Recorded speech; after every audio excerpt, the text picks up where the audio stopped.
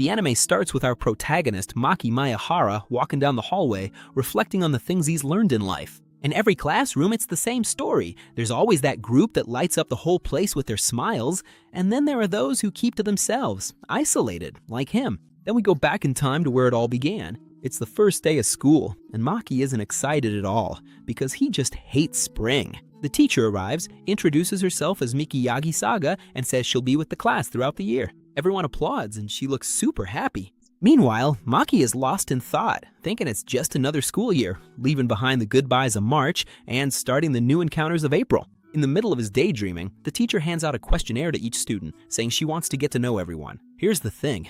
This is exactly what Maki hates most about this time of year. With no way out, he fills out the sheet. Then the teacher picks a random paper, and guess what? It's Maki's. He has that involuntary reaction because of his ridiculous bad luck at being picked first, but he stands up anyway. Miki reads his form and comments that he came from Matsubara Middle School, asking if he's not from around here. Low on energy, Maki explains that he moved here last winter because of family reasons. The teacher notices that for hobbies, he wrote video games, and for likes, nothing in particular. So she tries to keep the conversation going by asking what he does on weekends. With no way out, he says that his mom works on Fridays, so he has the house all to himself, orders pizza, drinks cola, plays games on the big TV, and checks out some stuff on the computer. Good life. The teacher asks if there's anything else. When he says he watches movies, she wants to know what kind. He answers that he likes shark movies, crocodile movies, and some low-budget ones. Making it clear that's his taste and wanting to end the questioning, he sits down right away. Not wanting to drag things out, the teacher moves on to the next card and calls on the student with the last name Amami. With contagious energy, the girl introduces herself as Yu Amami, explains that her name is written with the characters for sky, sea, and sunset, and wishes everyone a great year.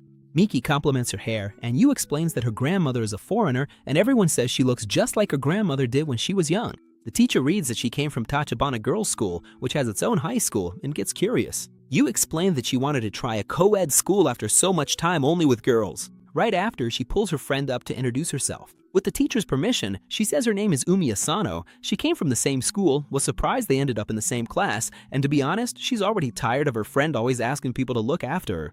Yu jumps up to hug Umi, complaining that she's so mean, almost looking like an abandoned puppy. While the two of them are goofing around up front, classmates whisper that they're really lucky to have the two of them there. Maki already figures the whole class is going to revolve around them, but he doesn't even care. And so, after the worst first impression ever, Maki keeps spending his days in solitude, while the two of them enjoy everything with the rest of the class. Even so, he thinks he's already used to being alone. Deep down, he wouldn't mind joking around with friends after class, but he convinces himself that he does just fine without friendships. During break another day, Yu tells Umi that they survived another week, proud that she only fell asleep twice. Umi reminds her that sleeping in class isn't exactly something to brag about. While they're talking, some guys near Maki comment that Yu is an angel on Earth and that Umi isn't far behind. At that moment, Umi shows her a movie on her phone that she wants to see. Yu puts on a poker face and tries to hide that she thinks the idea is kinda boring. Umi says it's fine, she was gonna watch it alone anyway. Yu insists on watching it together and asks which platform it's on. Umi explains that it's not available anywhere because it's super indie. They agree to meet up the next day. Right at that moment, Maki walks by and happens to see the phone screen, finding out about the movie. As he leaves, he mutters under his breath that she has good taste. Later, while walking down the street and seeing some guys laughing together, he blurts out the word friend without realizing it. He shakes his head and keeps walking. He goes into a video store he loves and heads straight for the classic section. When he's about to grab the movie, he steps back after noticing someone else reaching for the same tape and apologizes. The person pouts. It's Umi, complaining that she was standing next to him for ages and he didn't even notice. She asks if this is the first time they've talked, even though they're in the same class. Maki agrees, but remembers the conversation and asks about her plans. Umi realizes he overheard and lightly scolds him, saying it's rude to eavesdrop on others. Maki gets nervous and apologizes, which makes her smile. She explains that they were talking loudly and apologizes for the noise. Then she admits that the story she told Yu was only half true. Her real goal was to talk to him. Feel the vibe. Maki is caught off guard. She shows him a real introduction form where she wrote that she loves cola and fizzy drinks, that she found her soulmate, and that she'd love to be his friend. She explains that this time she filled it out for real just like he did on the first day. Without wasting any time, she asks him for a movie recommendation. Maki thinks for a moment and picks Piranha Shark. Umi laughs at the cover, saying it doesn't make any sense. Then she talks about Kung Fu Shark, honestly saying the movie's so bad it's actually good. Maki agrees. That's exactly the point. And that's how the two of them became secret friends. Back in the hallway, this is when he gets Umi's message, asking if they can meet up. And he says yes. Later, Umi arrives at his apartment. Maki lets her know he already ordered the food. When he shows her the cola and fries, she asks about the main dish. As if they were totally in sync, Umi starts saying it with him, word for word. Teriyaki chicken with garlic, angel, and demon cheese, double cheese, extra mayo, and triple garlic. Maki's impressed, and when she flashes a teasing smile, he tells her she has great taste. Who wouldn't want that kind of connection? They make a toast to the end of the week. Umi asks what game they're playing today. Maki says he woke up feeling competitive and picked a shooting game.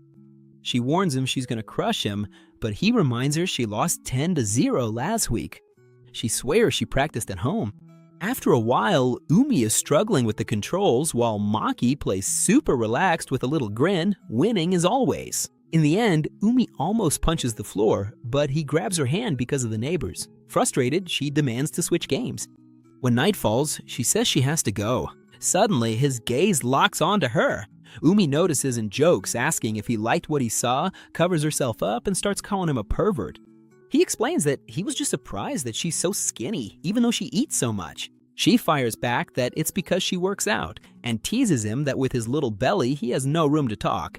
She pinches his stomach, discovers his weak spot, and goes on the attack. After teasing him a lot, she grabs her things and heads to the door. She comments that it's only the third time they've met, but she can hardly believe how well they get along. Maki agrees, but says it only happened because she made the weird decision to start a conversation. She fires back that he's even weirder for inviting a girl he just met over to his place. Changing the subject, she lets him know that next week they're going out. A few seconds later, it finally sinks in for Maki. Going out means actually going outside. He runs into the hallway and she confirms shopping, eating out, arcade. She explains that she feels guilty for always causing trouble, so she's going to be his guide to the outside world. He asks if it's just going to be the two of them. She says, of course, since no one knows they're friends. That was the deal, since he's a ghost at school and she's the center of attention. Umi teases him, saying he must be nervous about going on a date. Maki is thrown off by the word and denies it. She tells him to relax, and that, in the worst case, if they get caught, they can just say they're dating. Maki panics, but she tells him she's just kidding and leaves, reminding him the outing is set. Later, Maki tells his mom, who can't believe what she's hearing, and asks him to repeat it. He explains that he's going out with someone on Friday and wants his allowance in advance. His mom comes closer and asks if he's not being blackmailed. Maki assures her he's not, that they're just friends. She asks if it's not imaginary. When he says no, she gets totally excited. The day comes and his mom gives him 10,000 yen, but he tells her 2,000 is more than enough. On the day, they text each other to confirm. His icon is a cola soda. Hers is a shark. At school, Umi makes a hand signal behind her back to Maki, who gets nervous. Then he notices the weird movement and Umi plays it off, saying her back was just itchy. During break, Maki goes to eat in the quiet corner and notices a guy about to confess to a girl. He tries to sneak away but bumps into Yu and Nina, who want to spy on Umi and end up dragging him along. He feels the tension, the three of them watching from a distance. The guy asks Umi if she wants to go out with him. Without thinking much, she hits him with a quick "I'm sorry," rejecting him on the spot. The guy asks if she has a boyfriend, but she says she's not looking for anything right now. Nina quietly comments that there was no way she'd say yes, because if a guy keeps chasing after girls, it's obvious he's gonna get rejected. Yu agrees and remembers that he had done the same thing to her. Meiki thinks the guy's got a lot of nerve confessing to two pretty friends in such a short span of time. While Umi tries to end the conversation, the guy suggests they could start out as friends. She shoots back, that makes her even less interested. With that settled, Yu apologizes to Maki for dragging him into this. Before leaving, she asks to borrow his phone, saves her number in his contacts, and asks him to give her a call, telling him it's a secret. He realizes that now he has one more secret to keep. Later, Maki tells Umi that he saw the upperclassman's confession, leaving out the fact that Yu and Nina were there too. Umi assures him that she's not upset. Maki asks if she's really that popular. She says she kinda is, but it's nothing compared to Yu. Curious, he asks her to explain what she thinks about being popular. He says it means people only get close out of self-interest, you have to deal with annoying people, and it sounds like a nightmare. He'd rather be alone than deal with all that hassle. Umi gets it, but thinks he's being a bit dramatic, though she quickly adds that's exactly what she likes about him. As a friend, just so there's no confusion. Maki replies that she's not bad as a friend either. She fires back that if it weren't for her, he'd be in a bad spot. He shoots back that without him, she wouldn't have anyone to talk to about her nerdy interests. That sparks their competitive spirit, and they grab the controllers for another match. The week goes by until Friday, the day of the trip, finally arrives.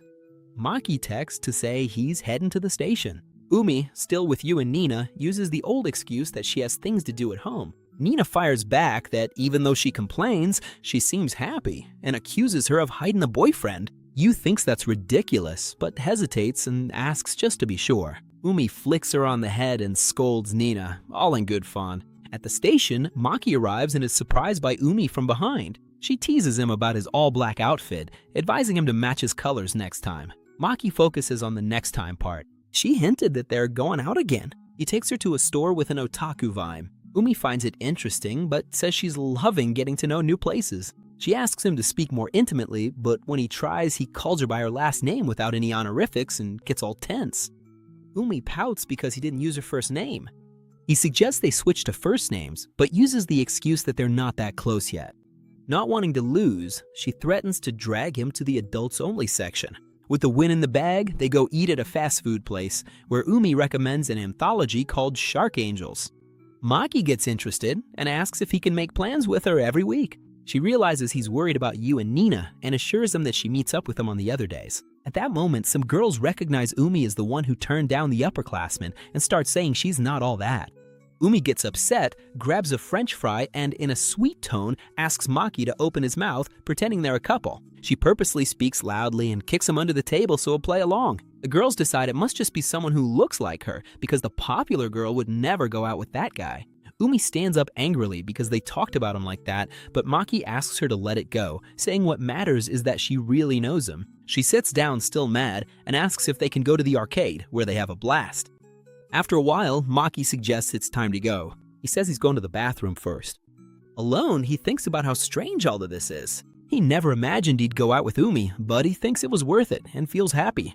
Right then, he's caught off guard when Yu shows up with Nina and some other guys from school. Nina doesn't recognize Maki without his uniform. Yu asks if he's with someone. He says yes, and at that moment his phone rings. Umi hears the whole conversation. Yu is happy and invites him to hang out with the group. Nina tries to warn Yu not to pressure Maki, but in her innocence, Yu thinks the more people, the better. Nina doesn't see it that way. And Yu bluntly asks if she doesn't like Maki, leaving Nina with no way out. Maki understands why Umi prefers to go out with just him on Fridays. Staying calm, he turns down the invitation and explains that some people just aren't made for groups. They force themselves to keep up and end up exhausted. He knows, because he's like that. Realizing he said too much, he sums it up by saying he already has plans with a friend and leaves, leaving Yu speechless. When he meets up with Umi, she thanks him for saving her. Then he decides to open up his heart. He says that about a year ago, he dove into nerdy stuff. She was always the leader, the one who kept the group together. That's what happens when you're pretty and smart. But it didn't take long for her to realize that people stopped thanking her and started thinking it was just her responsibility. The pressure built up until she felt like she was going to lose her mind, and she found refuge in her hobbies, wanting a friend to share them with. Maki says she should have spoken up sooner. She agrees, but points out that she had never really been friends with the boy before. She apologizes for the confusion earlier that day and says she's going to talk to Yu, who texted her worried that she might have upset him. Maki feels like he's the one who should be apologizing, but Umi tells him to relax. That's what friends are for. That brings Maki a huge sense of peace. She starts gently running her fingers through his hair, and when he falls asleep, she takes the chance to thank him once again. The next day, Yu goes straight to Maki and bows to apologize for bothering him. That gets the whole class's attention. Maki tells her she's forgiven and that he knows she meant well. Happy, she asks if he has time later because she wants to talk. He agrees, but when she loudly asks if he hasn't changed his number, the whole class stops. Now everyone knows he has the contact info of the popular Uamami. Maki quietly reminds her it was supposed to be a secret. It finally clicks for her, and she says goodbye like a robot, stiffly walking back to her seat. He gets a message from Umi with a giant OK sticker.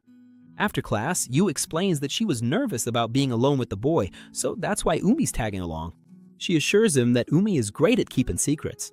As they enter the theater, Umi cheerfully says it's nice to meet him, and Maki follows suit. The two of them comment that Nina is following them again and take off running, dragging Maki by the hand. Nina jumps out from her hiding spot, yelling at them to stop, but Umi yells back, calling her a paparazzi. In the middle of all the running, Maki mentions that Umi seems to be having fun, and even though she says it's just his imagination, she never lets go of his hand. Once they lose Nina, Maki suggests they go to his place. Umi scolds him, saying he can't just invite a girl he barely knows over like that, pretending to be outraged. In the end, they go there anyway. Umi says they're there to talk about what happened, but first, with a scary smile, she asks how the two of them have each other's numbers. With no way out, they tell the truth.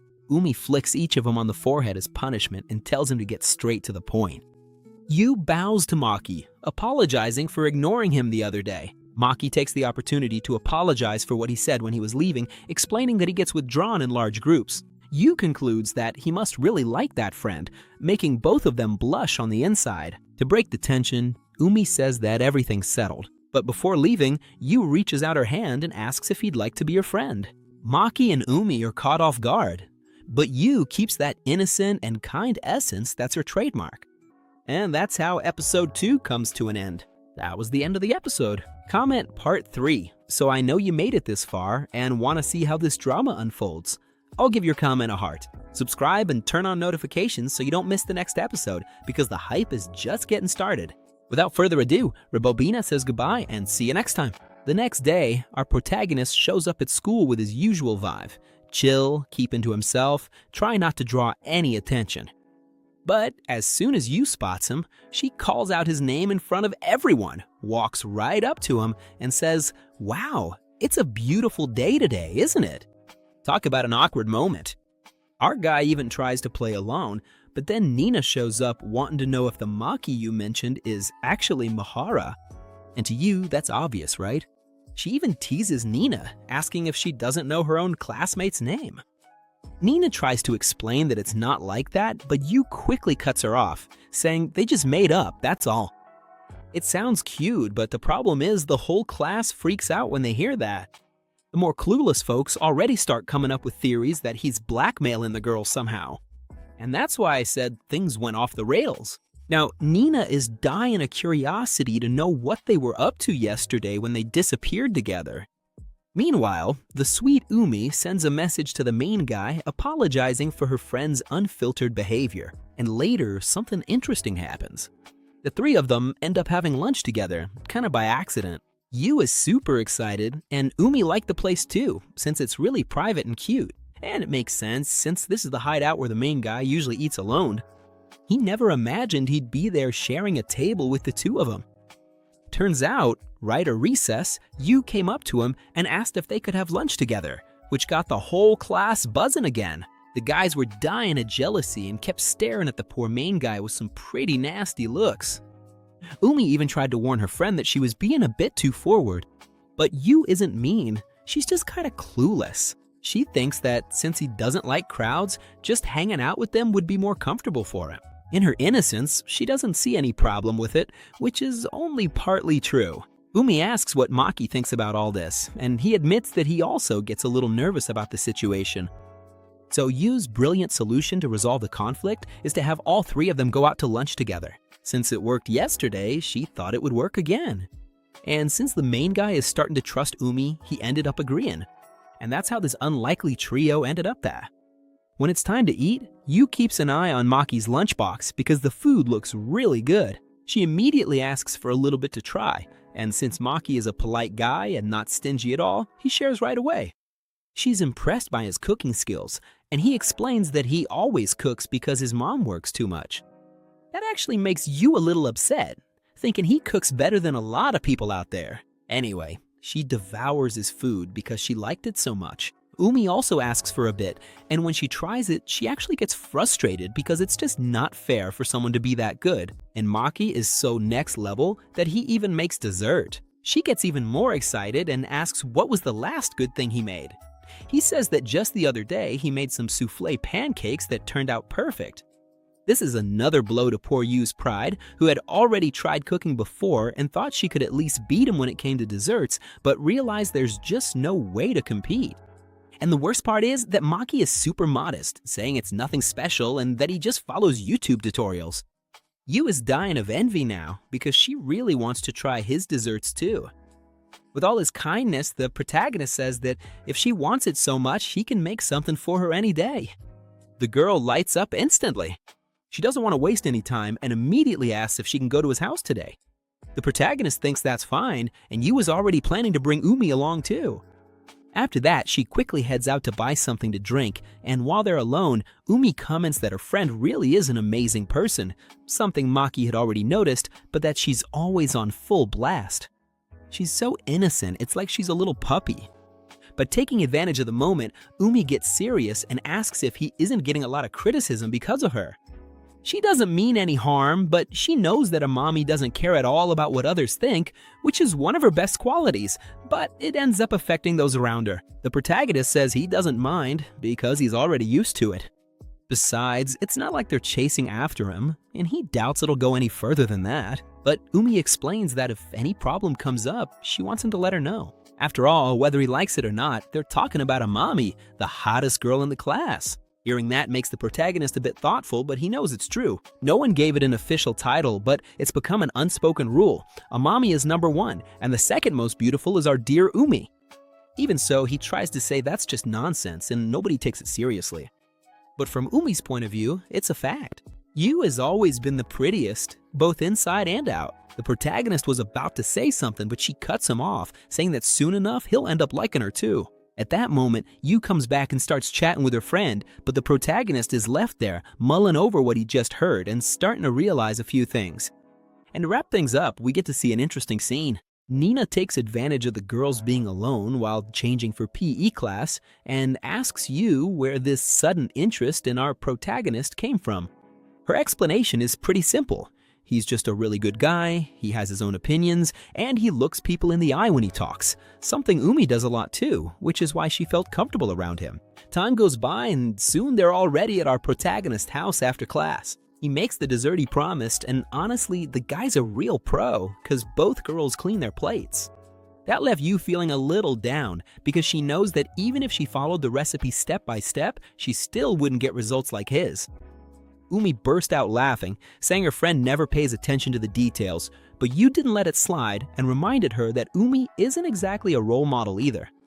Last Valentine's Day, she tried to make chocolate and ended up with something that looked like burnt charcoal, which she called a cookie. The protagonist found it interesting, and they explained that at their old school, the girls used to exchange chocolates with each other, and it was a blast.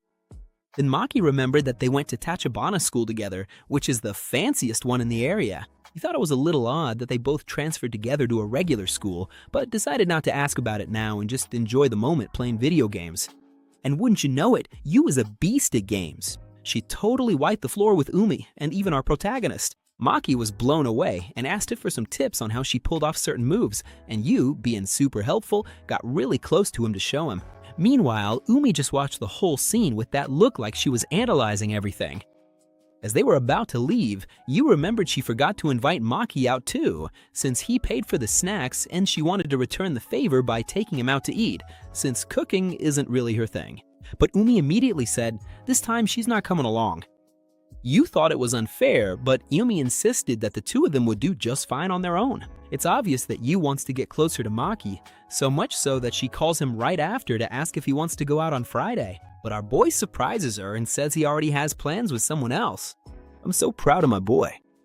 As soon as Umi hears this, she pretends she forgot her phone and runs back to Maki's house. She gets there completely out of breath and just stares at him. The main character asks if she forgot something, and her reaction is to pinch his nose and say they'll see each other tomorrow.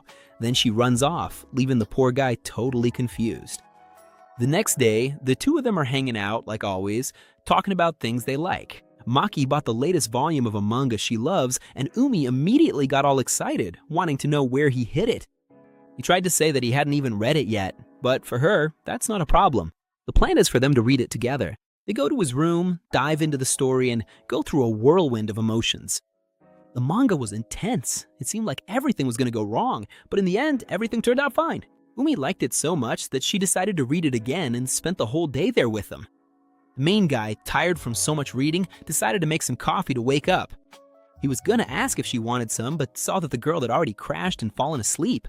He thought it was funny how she trusts him enough to relax like that, but sleep got to him too, and they both ended up falling asleep right there. Until the worst nightmare for any man happens. The main guy wakes up startled and immediately starts apologizing to Umi, thinking it was her calling him. But when he turns around, he comes face to face with his mom, who saw the whole scene. She got off work early, and now she wants a really good explanation for what she's seeing. After hearing the story, his mom, being a responsible woman, calls Umi's family and apologizes 1,000 times for her son's slip-up. Meanwhile, the two of them talk in secret, both feeling a bit awkward about the situation. Maki's mom finishes the call and lets him know that since it's already really late, Umi will be spending the night there. The girl gets super embarrassed, but her future mother-in-law insists and tells her to go take a shower, saying she'll get some clothes ready for her. Umi tries to give Maki a heads up about the awkward vibe, but the protagonist knows there's no arguing with the lady of the house, so he just tells her to go with the flow. She goes to take a shower and he stays alone with his mom. She says she'd already been suspicious about the smell of women's perfume in the house every Saturday and asks how long Umi has been coming over. He explains that it's been a few months, but makes it clear they're just friends and nothing's going on. His mom says she trusts him, but still gives him a little lecture. Umi is still a girl and he needs to be more careful and considerate. Maki gets the message right away and is already planning to properly apologize to her the next day. The main character goes to his room to change clothes, overthinking everything. But the peace doesn't last long. Suddenly, Umi knocks on the door and comes in. She explains that the clothes his mom lent her were too small, so she had to borrow his sweatshirt instead, which he's fine with, but the awkward tension between them is obvious. He says he'll sleep in the living room so she can have the bed, but before he can get away, Umi grabs his arm because she wants to have a real talk. First, she starts teasing him, saying he's a bad boy for making a beauty like her spend the night at his place. Maki fires back right away, saying it's her fault for sleeping like a rock, though deep down he also feels kinda guilty. In the end, they both admit they messed up by being so relaxed and feel like they've learned their lesson, even if they're both rebels at heart. Taking advantage of the calm mood, the main guy decides to clear up a doubt. Umi already knows he wants to talk about where they stand and the secret of them hanging out together. It's getting hard to keep that hidden. So she promises she'll find the right moment to tell you, but asks him to keep acting normal for now. He trusts her and decides to call it a day. Before he leaves, she wishes him good night, but they're both so awkward saying it face to face that the embarrassment hits them hard all over again. The main character rushes downstairs, buries himself on the couch, and his mom, just passing by all chill, even asks if he wants to sleep with her. He just pretends not to hear and tries to fall asleep. The next day, the two of them head straight to Umi's house. When her mom shows up, the main character almost has a nervous breakdown, but politely introduces himself as Maki Maehara. Miss Sora Sanage, a good-humored woman in her 40s, introduces herself too and immediately scolds her daughter. She says she doesn't mind her having fun, but she wants to know where she is and who she's with, so she doesn't have to worry. The two of them apologize and promise to be more careful. Then the serious mood ends and Sora starts the interrogation. How did he become friends with her daughter? Maki turns bright red while she bombards the poor guy with questions.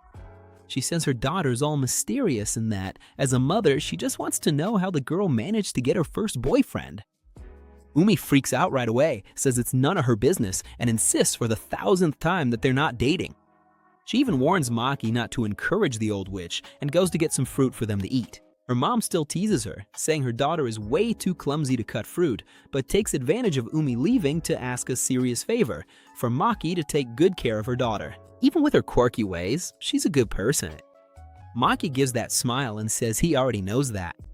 Sora gets all happy and gives him the green light, saying that if they want to have a sleepover, they can do it at her house too. That way she can keep an eye on things and feel more at ease. Umi comes running back, cuts off her mom's conversation and tries to shut her up, but her mom keeps teasing her like she's a little kid. Time passes, and back at school, the teacher announces that she needs 2 volunteers to organize the sports festival. Nobody wants the headache, obviously, so the solution is to draw lots. And sure enough, the protagonist draws the lucky slip and becomes the boys' representative. The mood sours because some students start laughing at the girl who gets picked with him, saying she'll have to babysit the guy since he can't even speak in public. Nina is furious at the lack of respect, knowing they're only doing this because you showed interest in him. Umi's practically foaming at the mouth with anger. Maki saw this coming, and the other girls are dodging responsibility just so they don't have to be near him and become the target of gossip. He tries to keep his cool, but of course those jokes sting. But right in the middle of all this tension, Yu herself stands up, asks the teacher for permission, and says loud enough for the whole class to hear, "Does everyone here hate Maehara or what?" The silence is immediate. I just want to understand why they always do the same thing. Either they ignore the guy or they exclude him, which honestly makes no sense since the main character didn't do anything wrong. But it's a good thing you spoke up because the teacher wasn't doing anything. Taking advantage of being right next to him, she asks if she can volunteer to do the project with her friend. And the teacher says that's fine as long as he agrees too. But the group didn't notice one detail. Yumi was also picking one of the papers. And guess what? She picked the winning one. She herself tells the teacher that it's only fair for the person who drew the paper to do the project. Besides, she has plenty of free time and actually wants to do it. Yu tries to say that she wanted to work with him, but Yumi asks her to calm down. She understands that her friend is upset about the way they treat the main character. The whole class feels the weight of the scolding, but honestly, I think they deserved it. Yu tries to apologize to Yumi, but her friend tells her to apologize to the class and to the main character. And that's exactly what she does. In the end, the decision is made. The main character and Yumi are going to work together, and he asks for the class's support. When the two of them are together, our main character tells Yumi how amazing she was for doing that. She agrees that she was, of course, but admits that Yu was even more amazing. Yu stood up to everyone without beating around the bush and didn't care at all if it ruined the mood. For Yumi, it's amazing that her friend can get so worked up to defend someone. And she's sure that even the main character was shaken when he heard Yu talk like that. To be honest, Yumi says she could never do something like that because she always prioritizes keeping a good atmosphere among everyone. But right at that moment, say the student council president shows up and the conversation ends there. But our main character just can't stop thinking that Yumi seemed kinda down. He thinks it's his fault for causing all this trouble. But instead of feeling sorry for himself, he decides the best thing to do is to give it his all and try even harder. After class, Yumi runs into Yu, who was there waiting for her. And the reason? Just to say thank you. Yu knows that if her friend hadn't stepped in, she definitely would have said much worse things.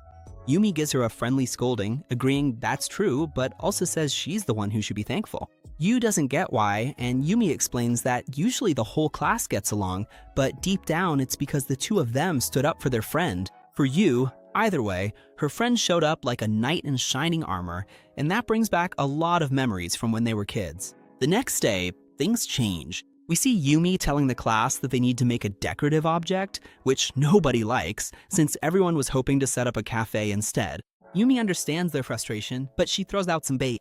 If they really put effort into the project, maybe the girls will do cosplay. Just imagining how beautiful they'd look gets the whole class super excited. But hold on, when Yumi says the girls, she only means Yu and Nina.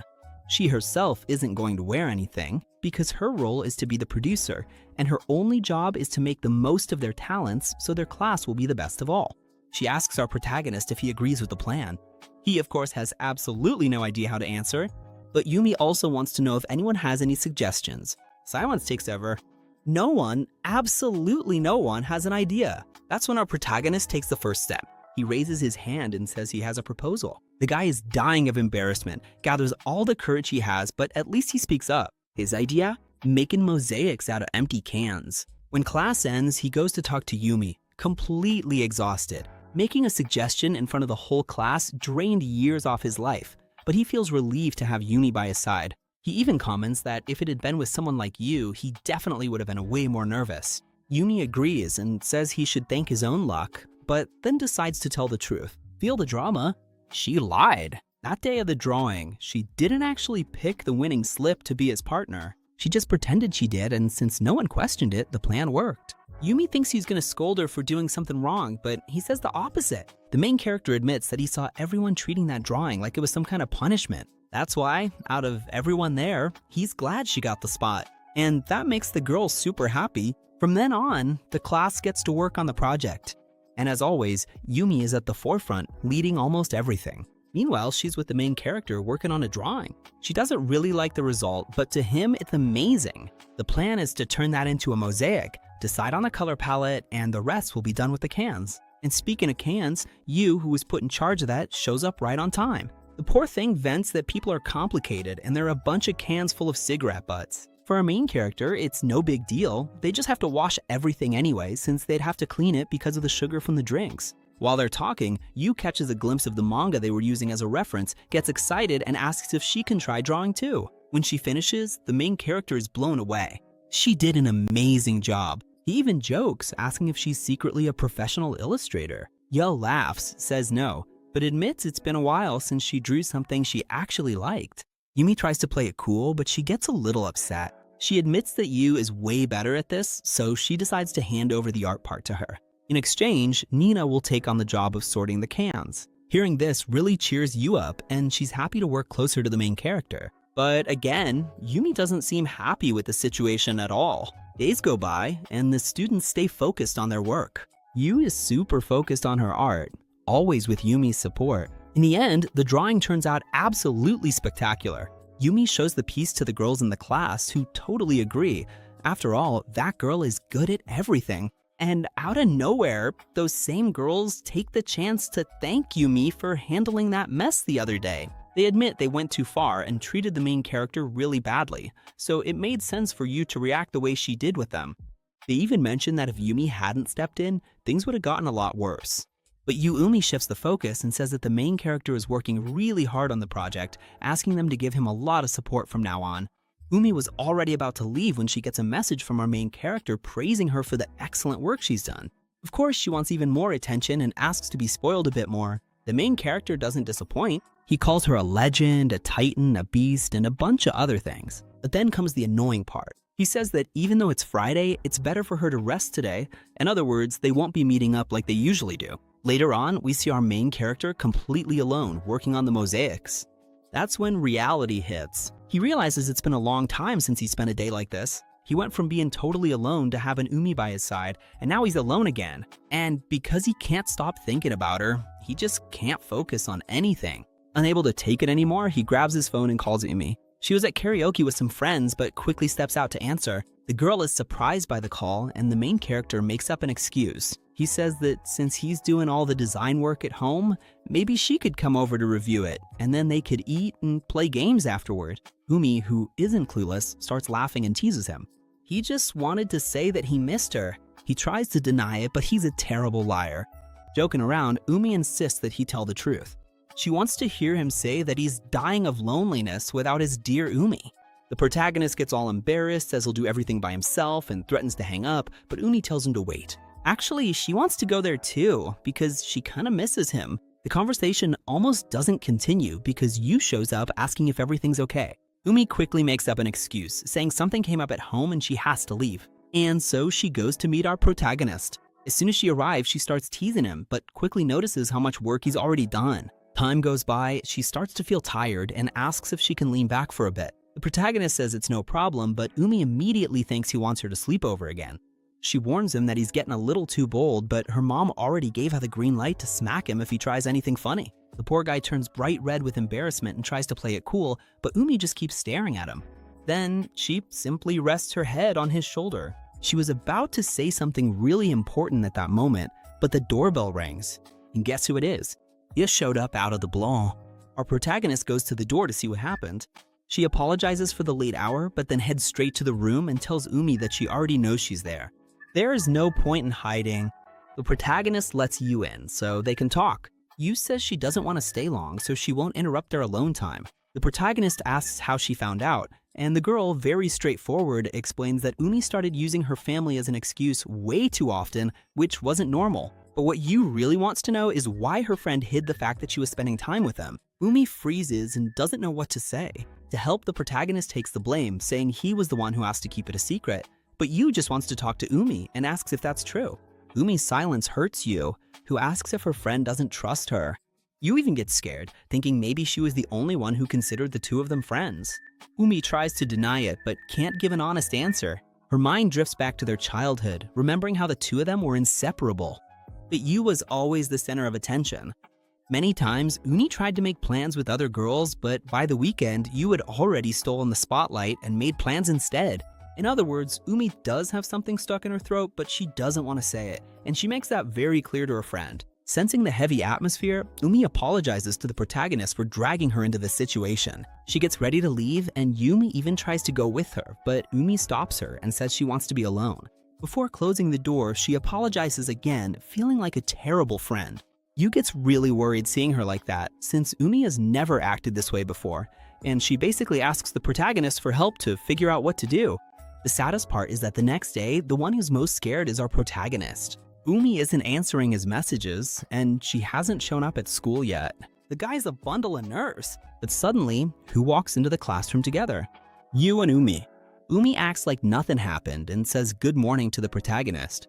But right after that, he gets a message from Yu, asking if, by any chance, he managed to talk to her friend. He replies that he didn't, and Yu said she couldn't either. Time passed, and things got way too awkward to start a conversation. But today, Umi showed up at Yu's house, acting totally normal, so she thought everything had been sorted out. The only thing Umi said to Yu was an apology for what happened on Friday, asking her to just forget about it. That's when the protagonist starts to reflect. He thought it was hard to keep the secret he shared with her, but the truth is, Umi also had her own secrets and was carrying all of that by herself. At that very moment, he heads up to the rooftop where the whole group is working. The girls are there getting organized when the protagonist shows up calling for Umi. The problem is, the poor guy ends up speaking too loudly and draws everyone's attention, saying he needs to have a very important conversation with her. Umi tries to dodge him, making up the excuse that she still has work to do, but Yu and Nina immediately catch on to what's happening and say they can handle things on their own. With no way out, Umi ends up going to talk with him. They go to a storage room and she's furious. After all, their relationship was supposed to be a secret, and he just put her in a tight spot in front of everyone. The protagonist defends himself by saying it's her fault for leaving him hanging, which Umi can't really argue with, but he suggests they keep sorting the cans while they talk. Umi notices his silence and asks if he's really not gonna ask anything. He pretends not to understand, but she knows the guy is really confused about her disappearance. He then asks if she finally wants to get things off her chest. Umi admits that she still doesn't feel ready, but she also knows they can't keep going like this, especially with things still unresolved with Yu. The protagonist replies that he'd love to know what's going on in her head, but he won't force her. He agrees to wait as long as it takes. Suddenly, she gives him a tight hug from behind. His back. Umi curls up there, calling him a complete idiot. She admits that she loves how understanding he is, but warns him that it can also be a bad thing. She points out that people might take advantage of his kindness, which is exactly what she's doing, being a coward. The protagonist tries to turn around to look at her, but she stops him right away. Looking at her face is off limits right now. The girl's dying of embarrassment, but even so, she asks if he'd be willing to listen to her story until the end, but only after the cultural festival. He agrees without any problem. Relieved, she lets him go and promises that she'll also talk to Yu, but she needs some time, which makes our protagonist really happy. And so, the day of the festival arrives. The school is packed, with lots of people going back and forth having fun. That decorative mosaic our protagonist and the others made turned out amazing. It's huge and catches everyone's attention. His classmates are really happy that he came up with the idea. When the two of them finally get a moment alone, he asks her for a favor. No pressure, but he wonders if he can hold her hand, saying she looks like she's cold. Umi realizes he's just trying to cheer her up, and thinking it's a pretty bold move, she gives in, holds his hand, and thanks him, saying she feels calmer now. But right at that moment, the door opens. It's Yu, accompanied by two friends. Luckily, she didn't see them holding hands. She just calls the girls over to come closer. The protagonist doesn't know them, so Yu introduces them as friends from elementary school. However, Umi recognizes them right away. She tells Yu that they're her friends and has the courage to ask the girls directly if they ever considered her a friend too. The two of them just look away in silence. Umi realizes that the confrontation she had been putting off will have to happen sooner than she expected. The atmosphere gets tense. She asks both Yu and the protagonist to listen real carefully because she's about to tell the whole truth about her inferiority complex. Back in the day, we see our dear Umi together with these two girls when they were still little. They were giving Umi a hand so she could become student council president, but suddenly she noticed Yu off in the distance. Umi stared intently, really curious, and asked her friends to wait because she had something to take care of. That's when she approached for the first time and introduced herself as Sanagi Umi. Little Yu was really shy, but she introduced herself too. With all her innocence, Umi asked why she always walked home alone after class, or if she didn't have any friends to keep her company. Hearing that really got to little Yu. She admitted that everyone avoided her at her old school, mostly because of her hair and eye color. She ended up all alone because she was terrified the same thing would happen again now. Umi immediately understood where she was coming from and reached out her hand, saying that from that moment on, the two of them would go to class together. That's how they became best friends, and where this whole story began. It was Umi who gave Yu that little push to introduce herself to her two friends. As soon as they laid eyes on Yu, they were charmed, especially since she's really beautiful. Thanks to Umi's support, Yu started to feel much more confident.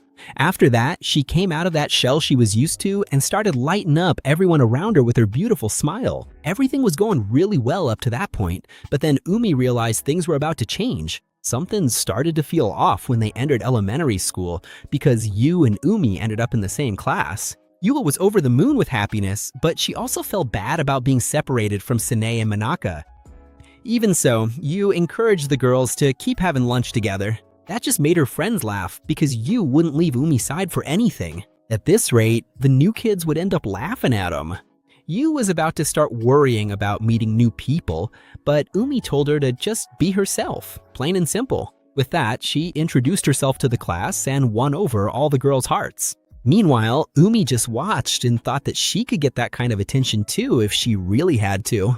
But the truth is, she doesn't like being the center of attention.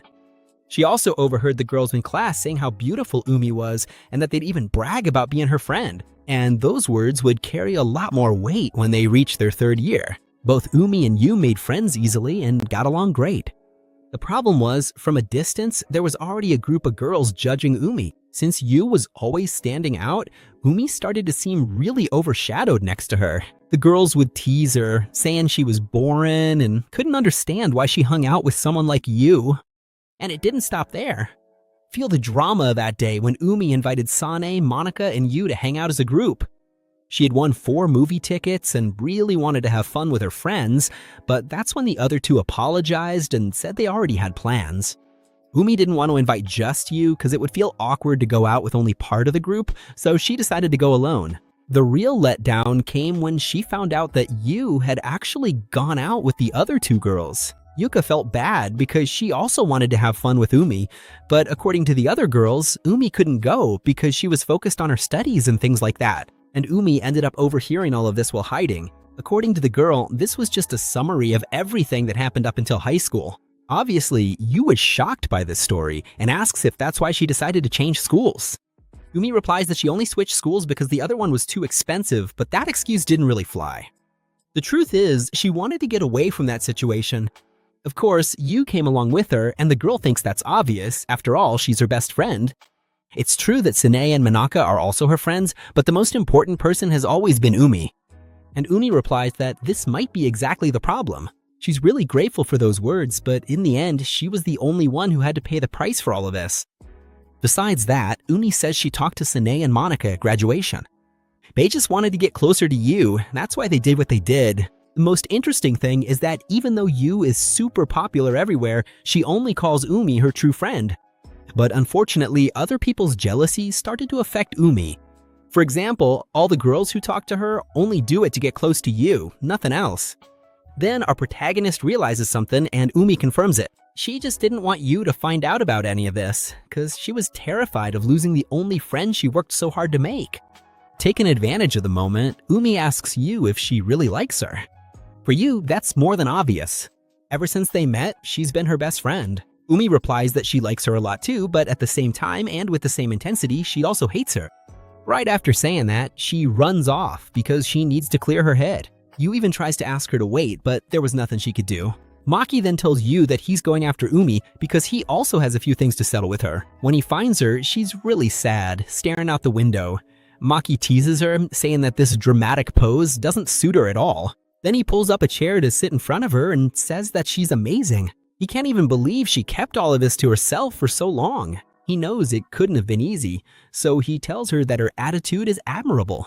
Of course, this touches Umi's heart and she agrees, saying it was a suffocating situation, so she wants him to admire her even more. That's when our protagonist starts pampering the girl. Meanwhile, Nina was casually heading up to the rooftop and ran right into those two girls from before. When she gets up there, she finds her friend deep in thought and asks what's going on. Yu replies that she's been doing a lot of thinking, which surprises Nina since that's not really like her. On the other hand, Umi's feeling terrible and tells herself that she's the worst person in the world right now.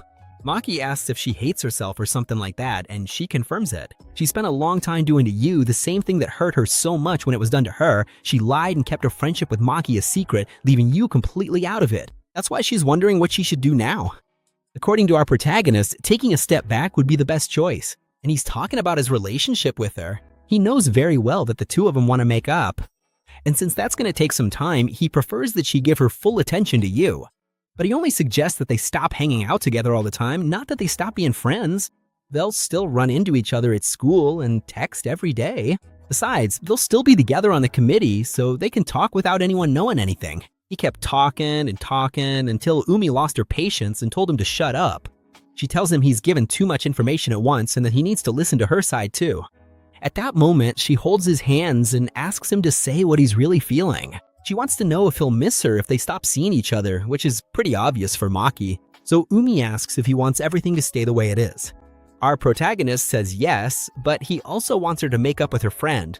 Umi thinks he's asking for too much, but she totally gets the situation. So she thanks him for being honest with her. Maki figures she already knows what she needs to do. Umi admits she still has her doubts, but even so, the two of them go hand in hand so she can talk to Yu. Yu comments that the two of them have gotten pretty close, and Umi agrees. She explains that even though it's a recent friendship, he's someone very important to her. Umi immediately wants to know if he's more important than she is, but Umi assures her that they're both equally important. No one is above anyone else. After that, she apologizes for having kept it a secret until now. That was exactly what Yu needed to hear because she was terrified. For a moment, she thought Umi didn't consider her a friend anymore. She opens up and says that Maki is way cooler and smarter than she is and that she thought she would be replaced.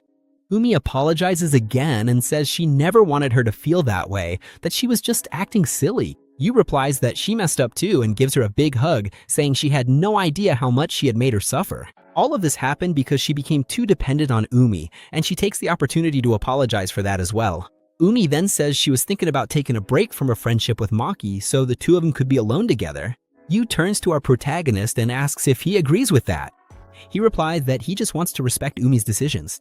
This makes Yu realize that both Umi and Maki are just a couple of big dummies. Her friend apologizes but says she doesn't see any other way out of the situation. She wants them to be real friends, on equal footing, not just for show, and she doesn't want to hide anything from anyone anymore. So Yu says that if that's the case, there's no other option, but that she'd never accept an idea like that, not even dead. She asks Umi to really think it over because she feels sorry for Maki. She doesn't want to monopolize her friend right when our protagonist is dying to be with her, because that would basically just reverse the roles that caused the problem in the first place. But Umi insists that if they don't do anything, nothing will change. Yu counters that it doesn't matter, it's all fine. In exchange for all this mess, she's only going to ask them to do one little thing for her, that they hold hands and enjoy the festival, and they better have fun. Of course, for them, the situation is super awkward. People who see Umi think she's gorgeous and comment that she must be holding hands with him because of some dare or something like that. Meanwhile, Nina takes a bunch of pictures of the two of them. Umi gets annoyed and promises that Nina will pay dearly for this later, but for now they'd rather just focus on having fun. Umi spots a haunted house and decides to go in, saying she's scared, but the truth is she doesn't care at all and drags Maki along with her. As you'd expect, our protagonist is scared out of his mind inside while Umi is having the time of her life. At least when they come out, she buys him a drink as a consolation prize for all that suffering. From where they are, they can see the mosaic their class made, and it looks amazing. Our protagonist says of course it turned out great, they worked really hard on it after all. Umi comments that maybe they'll even win the prize. From a distance, she sees Yu with the other two girls, but this time she doesn't feel that ache in her chest anymore. And just like that, the school festival comes to an end. When Friday comes, Maki and Umi meet up as usual. They try to act as natural as possible, just like every other time they get together, but there's one small detail. Yu is watching their every move. According to her, they don't need to pay attention to her since she's just a little ghost. That was her second demand. Besides making them walk hand in hand at the festival, Yoon wanted to see exactly what they got up to at these secret meetings. And obviously, they couldn't say no. That's why they're in this kinda awkward situation. But as soon as they turn on the video game and start playing, they completely forget that Yu is even there. They act just like they always do, arguing over anything and teasing each other mercilessly. Yu just watches and notices that, in fact, the two of them get along really well. When the match ends, Maki wins once again, and Umi is not happy about it at all. Our protagonist says she can ask for a rematch anytime and anywhere she wants, suggesting next week.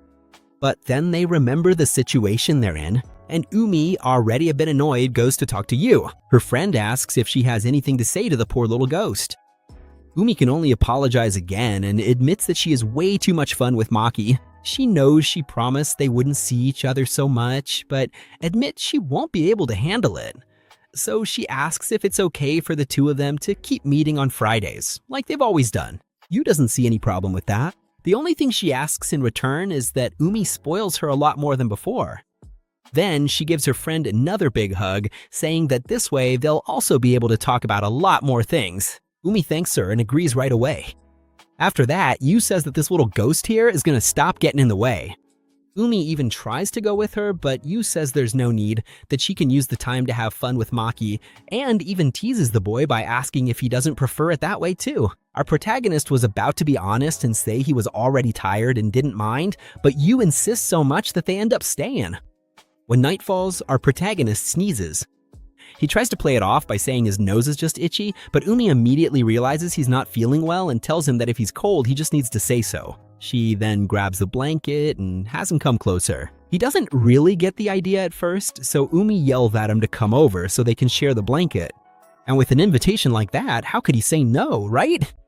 Already under the blanket, Umi asks if she can stop calling him by his last name. She spent all this time doing that, but Yu didn't because she doesn't care about those rules. Maki, calling her Umi, says it's fine, which makes her super embarrassed. After all, that's not her last name either, and she ends up giving him a little smack because of it. Our protagonist is left totally confused. He just called her by her name, that's all.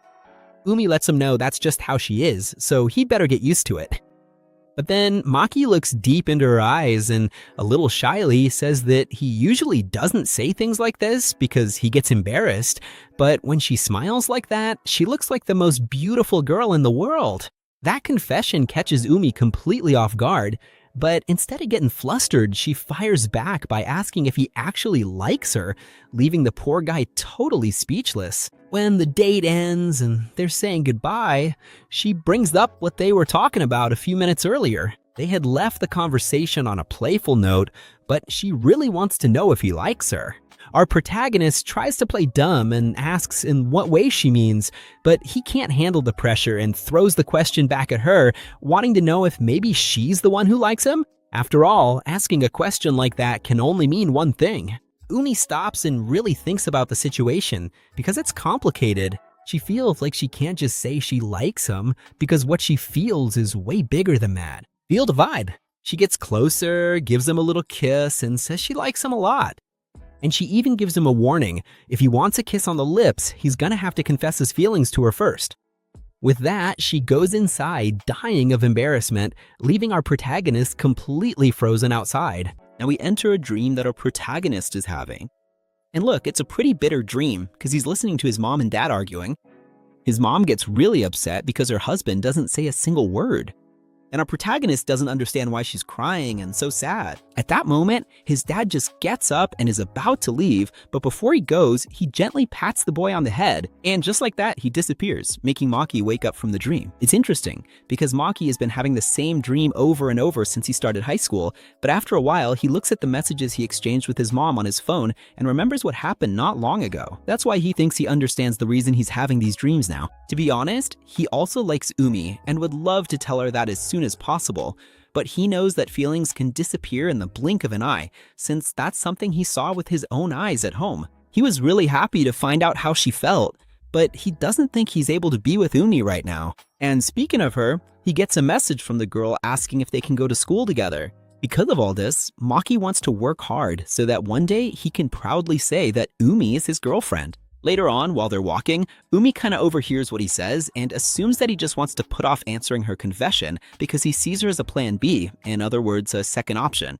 Maki tries to explain that it's not really like that, but he understands why she would see the situation that way and just apologizes. Umi says he really should feel bad, but she also understands that she is his first choice, so she doesn't want to argue too much and tells him he should be really happy to have such a good and understanding friend, since any other girl would have told him to get lost. Even so, he still feels pretty down, so she tries everything she can to make him feel better, since the boy said he wants to be worthy of her. Then, she notices that his lips are chopped and decides to lend him some of her lip balm. When she's done putting it on him, Maki obviously gets a little nervous. After all, it's something she uses every day. But Umi finds it hilarious that he's worried about something as silly as an indirect kiss. The poor guy can't hide his embarrassment, but for her it's no big deal because actually that lip balm is brand new.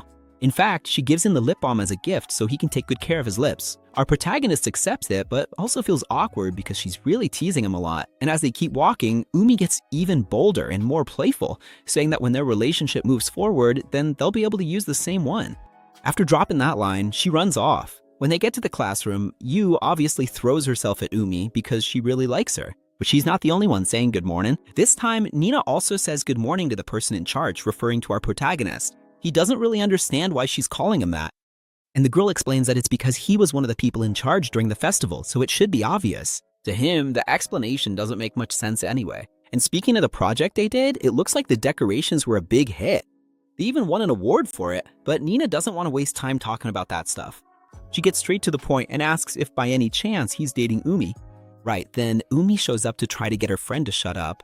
Nina tries to play it off, saying it's just a joke and that she doesn't need to worry about it, but before she knows it, they're already squeezing her head. Because of that, the poor thing can't ask any more questions, and Umi goes back to her seat, but keeps shooting daggers at her friend with her eyes. Umi says that if she has a problem, she should just say it. Young replies that it's nothing, she just noticed that Umi's acting a little weird around Maki and asks if something happened. Umi gets super embarrassed, says nothing happened, but Yu doesn't miss the chance to tease her because her friend is turning all red. The poor girl tries to come up with a bunch of excuses, but no one is buying it. The thing is, it's not just us watching this scene, there's a guy there who seems really interested in everything that's going on. Later on, we see our protagonist texting Umi. This time he wants to plan something for Christmas. The girl immediately calls him a perv, thinking he wants her to spend the night at his place or something like that.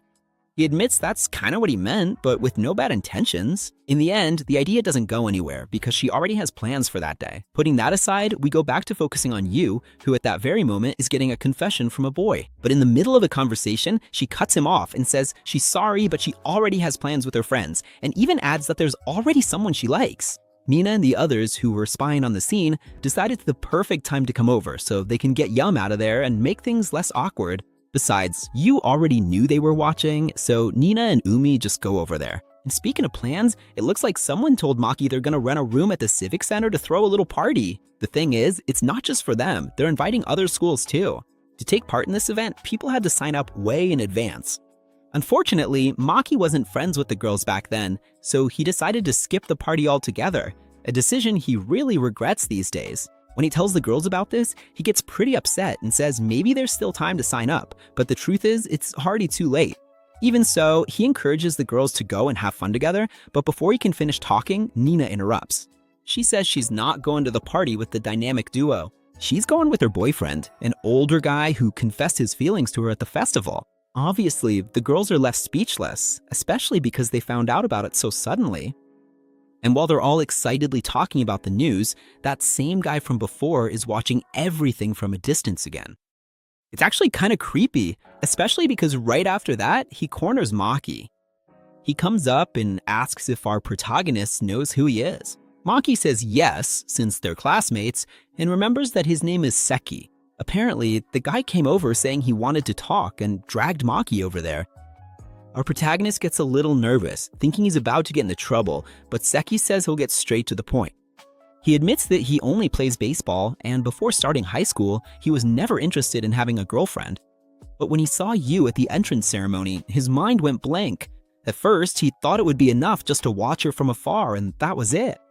But now Christmas is coming, the school year's about to end, and he doesn't even know if they'll be in the same class next year. Not wanting to waste any time, he directly asks if Maki can be his friend, and then asks Umi to introduce him to Yu.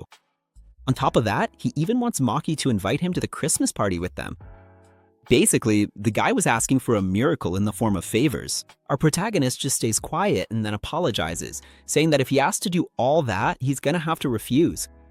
After turning him down, he asks if Seki needs anything else. The guy feels really bad, but he totally understands. After all, he asked for a bunch of things from someone he'd never even spoken to before. In Seki's mind, Maki must think he's totally clueless. Our protagonist says it's not really like that, but he's really sorry he can't help. Even though he's upset, Seki is super polite. He tells Maki not to worry, apologizes for creating an awkward situation, and thanks him for listening. He also admits that he was surprised by Maki. Since Maki is so quiet and reserved, he never imagined he'd have the guts to say no. That makes Seki respect him a little more. Maki thinks that's great, but he feels that if he compares himself to a certain person, he still has a lot to improve. Later, when he's walking back with Umi, she says she has pretty mixed feelings about the Christmas party. That's because among the participating schools is Tachibana, which is exactly where those other girls we've already met go to school. Poor Umi had no idea about that when she signed up. Maki totally understands how uncomfortable that must be for her. And since Umi already paid to go, there's not much she can do about it. So her plan is just to go there, eat as much as she can, and leave. She also mentions that the party ends around 8 or 9 at night, so she tries to hint that maybe they could do something afterward. Maki picks up on the hint right away and says he'll be waiting for her with a light snack. When he gets home, Maki finds his mom, who hadn't smoked inside for a long time. She immediately apologizes, but Maki doesn't really mind. He just asks if she has a lot of work. His mom says that this year's been pretty intense, but even so, it's still way better than last year in a lot of ways. Maki agrees and says the past is behind them. The scene reminds him that the last time he saw her smoking like that was about a year ago, right when the divorce papers with his dad started. But right now, he tries to be as supportive as possible. Pouring her some coffee, he asks if she's okay and tells her not to be so hard on herself. She replies that everything's fine, that she's just feeling the weight of the years catching up to her, but mentally she feels much better. Hearing that really warms Maki's heart. He also takes the opportunity to talk about the night of the 24th, but he's not the only one interested in that date, because not long after, Yu shows up super excited, asking if she can go to our protagonist's Christmas party too. Umi deeply regrets it, because not long ago she had told her friend that she already had plans after the official party and wouldn't be able to go home with her. But Yu only picked up on the part about having plans at night and immediately asked if it was with Maki. Yu thinks that's the cutest thing ever, saying they're such a lovey-dovey couple. Umi, totally embarrassed, fires back, saying they're not even dating yet. Yu asks, "What do you mean, not yet?" Since Maki just pretends not to get it, Yu asks if the two of them are going to meet up on Christmas Eve. Umi tries to fix it by saying it's nothing romantic, that she's just going to see Maki as a friend, and that Yu could even come along if she wanted. And that's exactly what led to this whole situation. Our protagonist can't even explain how he's feeling right now. That's when things get interesting. While they're in class, something happens that grabs everyone's attention. The classroom is peaceful, everyone doing their own thing, when suddenly they hear a really loud voice. It's Seki going straight up to Yu, saying there's something he's wanted to tell her for a long time. Yu says it's fine, and the two of them walk off together. Umi and Nina immediately realize a confession is coming.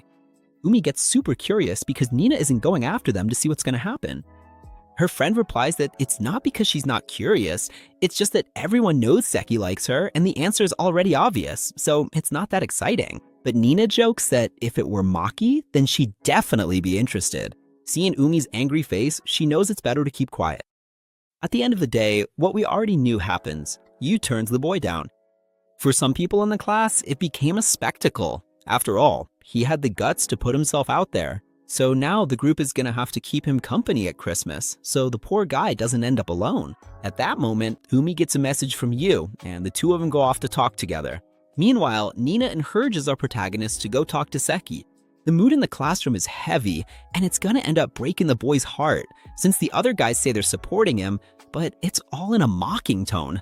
Nina is already used to this kind of thing, so she just goes on with her own plans. That's why, right after, we see our protagonist going up to Seki, who is pretty isolated from everyone else. Maki says he was a little hasty. Seki agrees, admits he messed everything up, and since he trusts Maki, he takes the chance to ask what people in the classroom are saying about him. Maybe to cheer him up a bit, our protagonist replies that they're just a bunch of animals talking and that he doesn't speak monkey language. That makes Seki laugh, because our protagonist is a lot bolder than he seems. Seki jokes that the quiet ones are always the worst, but changing the subject, he asks a sincere question. Now that you dumped him, what should he do? Seki says that's what he's been wondering about the most lately, because normally you just forget and look for a new love. But obviously, it's not that simple. That's why he admits he's really jealous of our protagonist for going out with Umi. Maki apologizes and clarifies they aren't actually dating yet, leaving Seki confused. He explains the situation, and after understanding, Seki says he can't really give advice, having zero experience with love. Even so, he tells it like it is. Maki needs to hurry up because Umi is getting her popularity back in a big way. Maki doesn't get it, so Seki explains that people have noticed how Umi seems more relaxed and prettier since the festival ended. Guys from other classes are always asking to be introduced to her. The message is clear. Maki needs to make sure no one steals the girl, and that's the best advice he can give as a friend. Maki was about to thank him, but then he stops and asks if they're really friends. Seki replies that after talking, he realized they get along really well, so he figured it wouldn't be a problem to talk like that. Maki doesn't mind, but he starts thinking because he's not sure if it's normal to trust someone you barely know this much. Seki says it's no problem at all, and points out that Maki overthinks things. The protagonist knows that's true, and for now, he agrees that it would be a pleasure for them to be friends. Later, he ends up meeting Umi at his house as usual. This time she was cold, so she asked for some coffee, and being a good host, our protagonist fulfilled her request.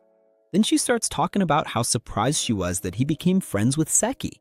She thought the two of them were from completely different worlds and would never get along. But for Maki, this just proves that you never know if you'll get along with someone until you actually get to know them. Umi gets all happy hearing this. Looking at her, our protagonist immediately remembers the advice to hurry up, so he gathers his courage and asks if she'd like to see a movie with him over the weekend. Umi comes right out and asks if he's inviting her on a date. Maki answers that it's kind of like that. He says that he knows they always see each other on Fridays, but they never do anything on the other days, so it would be a nice change of pace. Hearing this doesn't bother the girl at all. Umi gets excited and confirms that yes, it will be a date. But there's a catch. If they're gonna have their date on Saturday, he's gonna have to go with her somewhere else on Friday. The protagonist has no idea where it is, and Umi quickly warns him that if he wants to go on a date with her, he's gonna have to dress really well. After all, he didn't think he was gonna wear the same clothes as always, right? He tries to make some excuses, but she completely rejects the idea. And so, the week went by until the next Friday when they went out together with you. The place is packed with people, and you can't stop looking around, totally distracted. Because of that, she ends up tripping over someone and almost falls. Luckily, Maki manages to catch her in time, and nothing bad happens. She thanks him for the help, and that's when she notices that our protagonist has some pretty strong hands. She asks if that's common among boys, and he says maybe it is, especially for those who play more sports. But while they're talking, Umi shows up and interrupts the two of them. Yu apologizes since it was an accident, and our protagonist also says sorry for what happened. As they keep walking, he tries once again to say he's really sorry about what just happened. Umi says she's not upset, but her attitude says otherwise. So he takes the initiative, grabs her hand, and says he doesn't want them to get separated in the crowd. Umi loves the gesture, but both of them are super embarrassed by the situation. Yu, on the other hand, is loving watching this scene between these two lovebirds. Time goes by and our protagonist tries on a bunch of clothes with the girls, which leaves him completely exhausted. He tries to take a break by going to the bathroom, and in the meantime, he gets a message from Umi saying she can't wait for tomorrow and that she's gonna get as dressed up as she can. That puts Maki on cloud 9, but he can feel the drama. The peace doesn't last long. When he's leaving the bathroom, he bumps into someone. Maki immediately tries to help pick up the papers that fell, but the man recognizes him right away and is shocked since it's been a long time since they last saw each other. And that's how we find out that this man is none other than our protagonist's father. He quickly realizes that he's already in high school, so the kid must have just come to have fun or something like that, making the question seem kinda silly. Maki tries to explain that he just came to buy Boslapas, but then his dad suddenly asks if they haven't seen each other since summer break. And that's actually true. That's why the man also apologizes to his son, saying he wishes he had more time to see him. Turns out he's been working too much since back then. To be honest, he's working right now and has a client waiting.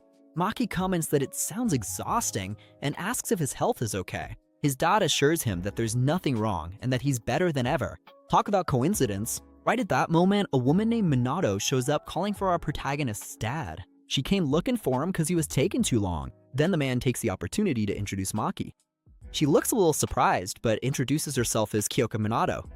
But right at that moment, she gets a message from her friends, so she tells his dad that she's a bit busy too, and steps out of the scene.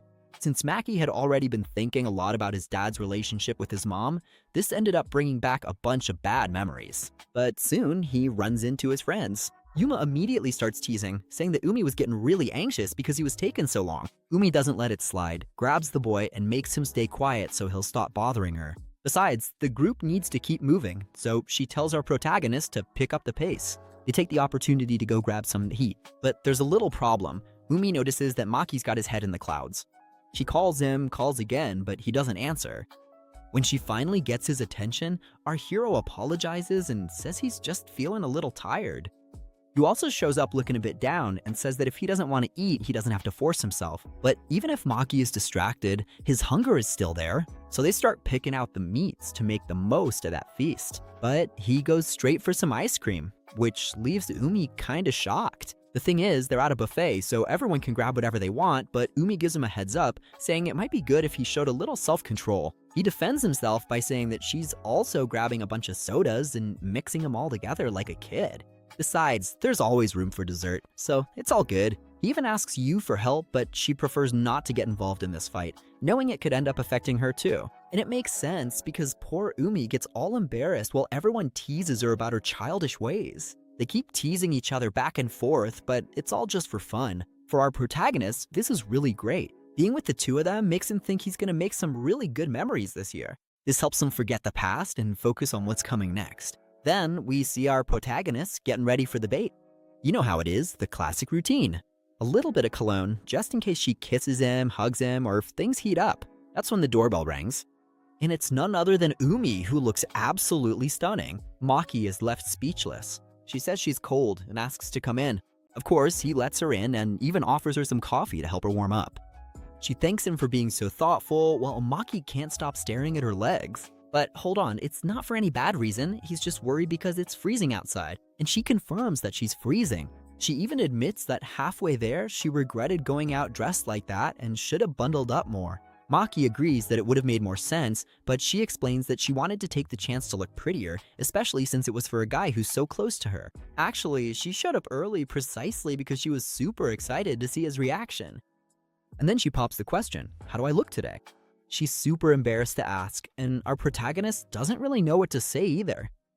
Umi almost says she was just kidding, but Maki gathers his courage. He says it's hard to say this face to face, but that she looks more amazing than ever. He was literally left speechless, which makes the girl really happy, showing that all her effort was worth it. It's time to head out. The two of them walk hand in hand, which makes total sense. First, because it's a date, and second, because it's actually cold out. As they're walking, Maki glances at the mirrors along the street and checks out their reflection. They look like that typical high school couple trying to seem a bit more grown up. And luckily, their look turned out great thanks to Umi's help picking out the clothes. Maki thinks that, honestly, if he runs into someone and they laugh at him, he doesn't care. But if someone decided to mess with Umi, that would be a whole different story. The last thing he wants is for people to laugh at the girl who says she's in love with him. Umi notices that he's really deep in thought and asks what's up. He just says he hopes she'll keep helping him out with this style stuff. In return, he promises he'll do everything he can to learn. She loves hearing that, thinking his behavior is super sweet and cute today. He doesn't even know if that was a compliment, but says that if it came from her, he'll take it as one. And just like that, they arrive at the first stop of their date, the movie theater. And check this out. They get those seats that are made for couples. For Umi, it's perfect. After all, it's a date and they can get all cuddly. And she doesn't waste any time, sticking close to him the whole time. Maki even comments that he doesn't get where all this affection suddenly came from, but she points to the rest of the theater and shows him that's exactly what couples do in those seats. She even plays the card, or do you not want to be like this with me? But our boy wouldn't even dream of saying no. He might be shy, but he's no fool. Right as the movie is about to start, Umi asks what he'd do if a classmate saw the two of them there, which gets the poor guy all thoughtful. In the end, the movie finishes and Umi slept through the whole thing. She says she can't even complain because the movie was super boring and she only picked it because it was a special occasion. She didn't read any reviews or anything, she just wanted to take a chance. After 30 minutes, she was already regretting it and thought they should have just watched their usual pick. Like, giant man-eating shark versus Gustav the Supreme, the colossal kraken, and the serial killer android in the great heavyweight battle. Maki gets totally hyped just hearing that title. They head to their next stop, which is a small restaurant. The food was great, but they both agree on one thing: the portions were tiny. Omi says she knows they just ate, but suggests they could go get some burgers. Miki agrees right away. On the way, Umi gets another idea and suggests they go to karaoke. Our protagonist is startled and she thinks maybe he doesn't like singing, but the truth is he's never set foot in a place like that. And that just makes Umi even more excited since it's gonna be his first time. She pretty much drags the boy along. They stay in a room there for about 2 hours, singing non-stop. Umi totally nails it, scores 98 points right away, and feels amazing, especially since it had been a while since she last sang. Then it's our protagonist's turn, and he has no idea what to do, because to begin with, he doesn't even know how to sing. Umi suggests they sing together to make it easier. She picks the song, hands him the microphone, and they start singing a super fast-paced, crazy song. Little by little, Maki starts to lose his fear and really gets into karaoke. They have an amazing time together. When they leave, Umi is on cloud 9 from having so much fun. She says her body and voice can't take it anymore, and Maki feels the same way. She's also surprised, saying that he sings really well. He replies that he owes it all to her because it was his first time singing in front of someone, and she was so sweet guiding him, so he's really grateful. Umi says it was no big deal. Then, the cold starts to hit hard again, and she takes the opportunity to slip her hands into Maki's coat pockets. It's a super sweet and beautiful scene. She takes advantage of the moment and asks what he thinks about her. Right away, this makes Maki remember that time when she basically confessed her feelings. He realizes that she's waiting for an answer and she wants to hear it right now. She swears she doesn't want to pressure him, but says she'd love to hear what he has to say. And if it's more comfortable, he can say it right up close to her ear, so no one else can hear. Maki still doesn't feel worthy of being Umi's boyfriend, but he also doesn't want to throw away his chance. He gets a little closer, but she feels ticklish. Even so, she still wants to hear it. When our protagonist is finally about to whisper in her ear, things get complicated. We hear Minato calling Maki's dad. Our boy sees the scene from afar and freezes. Umi asks if he knows those people. He explains that it's his dad and a coworker, or at least that's what he says, because Umi notices they seem pretty close. Maki immediately stands up and asks Umi to leave with him before they see them. He thinks he'd just get in the way if he went over to say hi. After all, he's on a date with her and the date isn't over yet. But before he can finish talking, Umi goes over and gives him a big hug. He doesn't understand why she hugged him out of nowhere, but she tells him that the two are coming right toward him. And sure enough, they walk right past without even noticing Maki was there.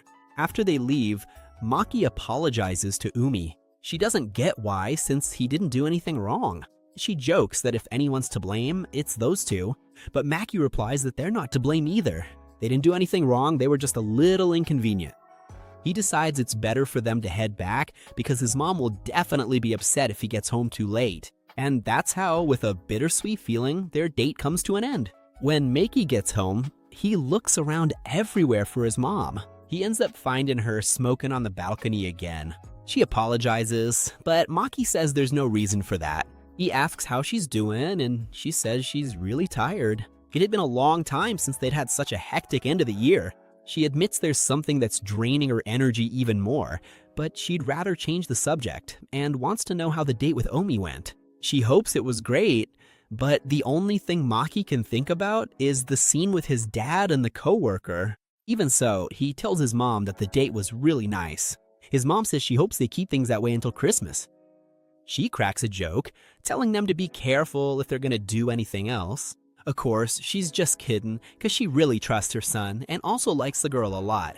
After that conversation, she asks if he has any plans for next Friday night. Maki says that finals start that day, so his only plan is to study. His mom figured as much and says she had already told her ex-husband several times. Yeah, Maki's dad insists on seeing his son this Friday, even though it's a terrible date.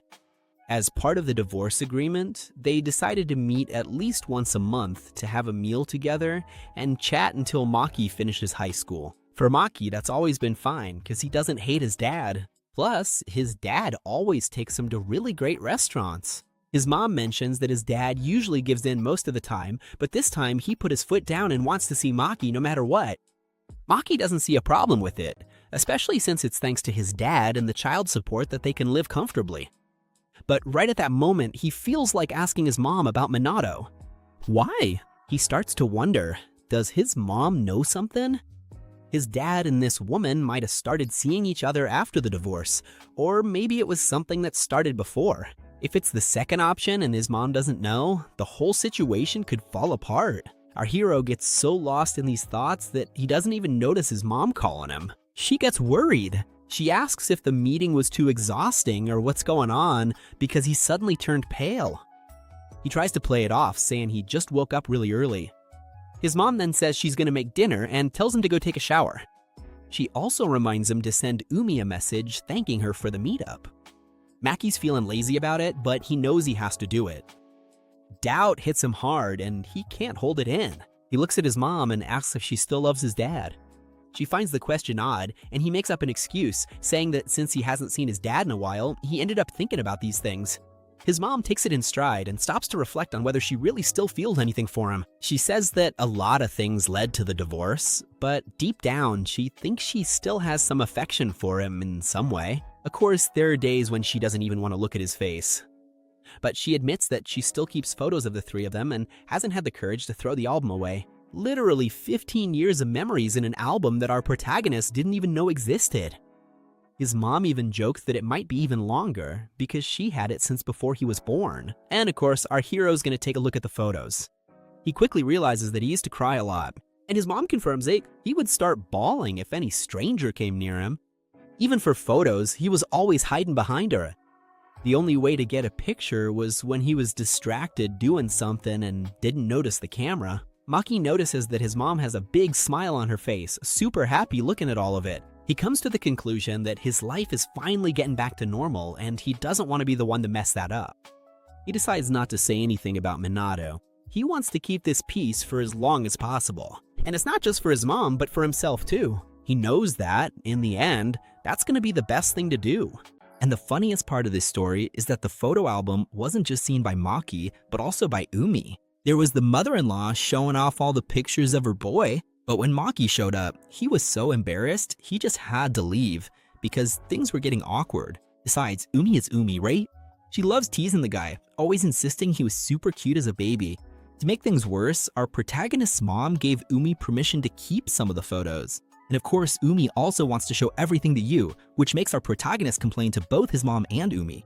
But in the end, there's nothing he can do about it, but the peace doesn't last long. When it's time to say goodbye to his mom, who's heading out to work, she forgets her cigarettes and lighter. Like a true gentleman, our protagonist goes downstairs to give her the things, but he quickly notices that his mom is exhausted and doesn't look well at all. Taking advantage of the moment, she asks her son not to tell Umi too many details about the family situation. This catches Maki off guard, especially since Umi already knows about what happened with Minato. Even so, he tells his mom not to worry. Then he goes back upstairs and resumes his conversation with Umi. Maki wants to talk about what's going to happen on Friday. She thinks they're just going to meet up like usual, eat, play games, and then study since exams are coming up. But our boy tells her that's not the case because he needs to meet with his dad. This news also catches Umi off guard, and she asks, clearly worried, if he'll be okay with that. For Maki, it's the usual. They're just going out for dinner and that's it. He also wants to take the opportunity to ask about Minato since it's not something he can just ignore. But since exams are coming up, he also needs to study a lot. That's why he asks Umi if she knows which days they can all study together. According to Umi, Yu is desperate and wants to study every day. That's really helpful for Maki, so they decide to start that very day. When everyone gets together, our protagonist even asks Yu if Seki can join them, since she had turned him down before. For her, it's no problem at all. The more people, the better. But since we're talking about Yu, her real concern is finding out what they're gonna eat at our protagonist's house. When he says there will be pancakes, she gets super excited. Her friend immediately scolds her, saying she should focus on studying and not on food, or else she'll end up in remedial classes. On the way to our protagonist's house, Seki starts complimenting Maki, saying he thinks he's an amazing guy and even starts to look up to him. Even so, Seki asks if he can really come along, knowing things might get a little awkward. After all, the guy's aware of what's going on. Maki assures him that everything's fine. Besides, technically they're not going there to have fun, they're going to study hard. With everyone gathered and trying to focus on their notebooks, Seki tries to break the ice. Since everyone is really focused, he asks Umi what rank she usually gets on tests. Yu is the one who answers, all proud, saying that Umi is always among the top 10. Umi gets a little embarrassed with her friend bragging for her. Maki says he usually ranks around 50th place. As Seki explains, in Japan it's normal to separate students into different classes depending on their grades. This means they might end up in separate classrooms, an idea that Yu just can't stand because she always wants to be close to Umi. Umi, of course, takes the chance to tease her, saying that all she has to do is study more. A while later, Yu asks Maki for help translating a part of the language class material. But before he can get any closer to Yu, Umi, full of jealousy, approaches the boy in a really sweet way. Maki gets super confused but tries to act natural just like Umi. But between them, the atmosphere is super romantic. When they finally finish their study marathon, they go eat the famous pancakes with a bit of ice cream. Everything was delicious. Seki can't stop looking at Yu with a love-struck face, but there's an even better scene happening. Umi notices that Maki got a bit of whipped cream on his face. All charming, she goes over, wipes his face, and eats the whipped cream right in front of everyone. Seki turns pale from shock, and so does Yu. The two of them are in their own little world, and a friend even asks what they're doing. There's that awkward silence. Seki works up the courage and bluntly asks if they're dating.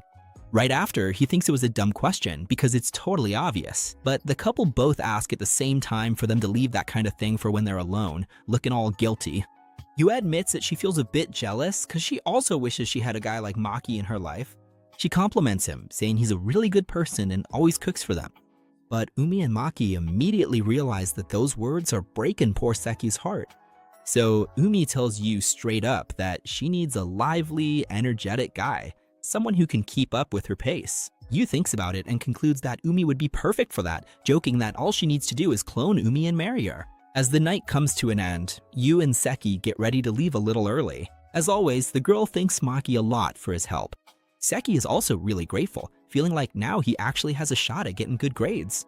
Seeing how excited he is, Yu encourages him to do his best. When it's time to close the door, Yu gives our protagonist another goodbye hug. Umi is caught off guard and gets super nervous. Suddenly, Umi starts apologizing. She admits that sometimes she can be a bit annoying, but confesses that she felt insecure, especially when Yu said she wanted a guy like Maki. Of course, it's not Yu's fault, but it's only natural to feel a little jealous. Umi says that it made her feel dumb. She's already gotten over that whole thing with Sine and Manaka, those fake friends, but just the thought of losing Maki is something she can't handle. In that tense moment, Maki asks her to let go of him for a second, but she refuses, not wanting him to see her face. Maki then reassures her, saying that he only has eyes for her, so she has nothing to worry about. Obviously, that makes Yumi glow with happiness. Maki asks if she wants him to walk her home, but Yumi just hugs him again, saying she wants to stay like that a little longer, and that it's already enough for her. Time passes, and the famous Friday arrives, the day to meet her beloved father. Before the meeting, Yumi was super worried about her boyfriend and texted him, suggesting she keep him company for a while, just so he'd be more relaxed when he saw his dad. But Maki says it's just a dinner, nothing special. Right at that moment, his dad shows up. Right off the bat, the old man says he's starving and wants to order food, asking what his son wants. Maki just goes ahead and orders the whole list of expensive dishes that Yumi had joked about. Fancy steak, fried shrimp, the whole package. There's so much food that his dad is surprised, since the kid also showed up starving. Maki explains that since it had been so long since they'd seen each other, he wanted to make the most of the moment. His dad agrees and they enjoy a nice dinner together. But when they finish, Maki decides to ask that tough question. He wants to know if his dad still has any feelings for his mom. The old man looks confused, and Maki says he's just curious. His dad answers honestly, saying he can't really explain it, but it's not like it used to be. She was an excellent wife and a great mother for many years, and he respects her a lot for that. That will never change, but he couldn't go back to sharing his life with her. Then Maki asks how things would be if it were just him there. His dad admits it would be very different, because back when they got divorced, both of them fought for custody of the boy until the very end. That makes Maki thoughtful, realizing that even though they both loved him so much, they still chose to separate, which shows just how much distance had grown between them. On impulse, Maki asks if his dad stopped loving his mom because of Minato. His dad is shocked, but not that much, since he saw Maki when he ran into Minato, which surprises the boy. But his dad makes it clear that it doesn't matter what clothes his son wears or who he hangs out with, he'll always be his beloved boy. His dad even asks if Maki was dating a little girlfriend back then. And Maki says it was something recent, but shifts the focus back to his dad's relationship with Minato since they seemed pretty close. His dad gets pretty offended, thinking his son is calling him unfaithful, and swears he only started seeing Minato a long time after the divorce. Maki gets straight to the point. Does he love Minato? His dad explains that he's her boss and that Minato knows everything he's going through at work and has been a big help. For Maki, that's already enough of an answer.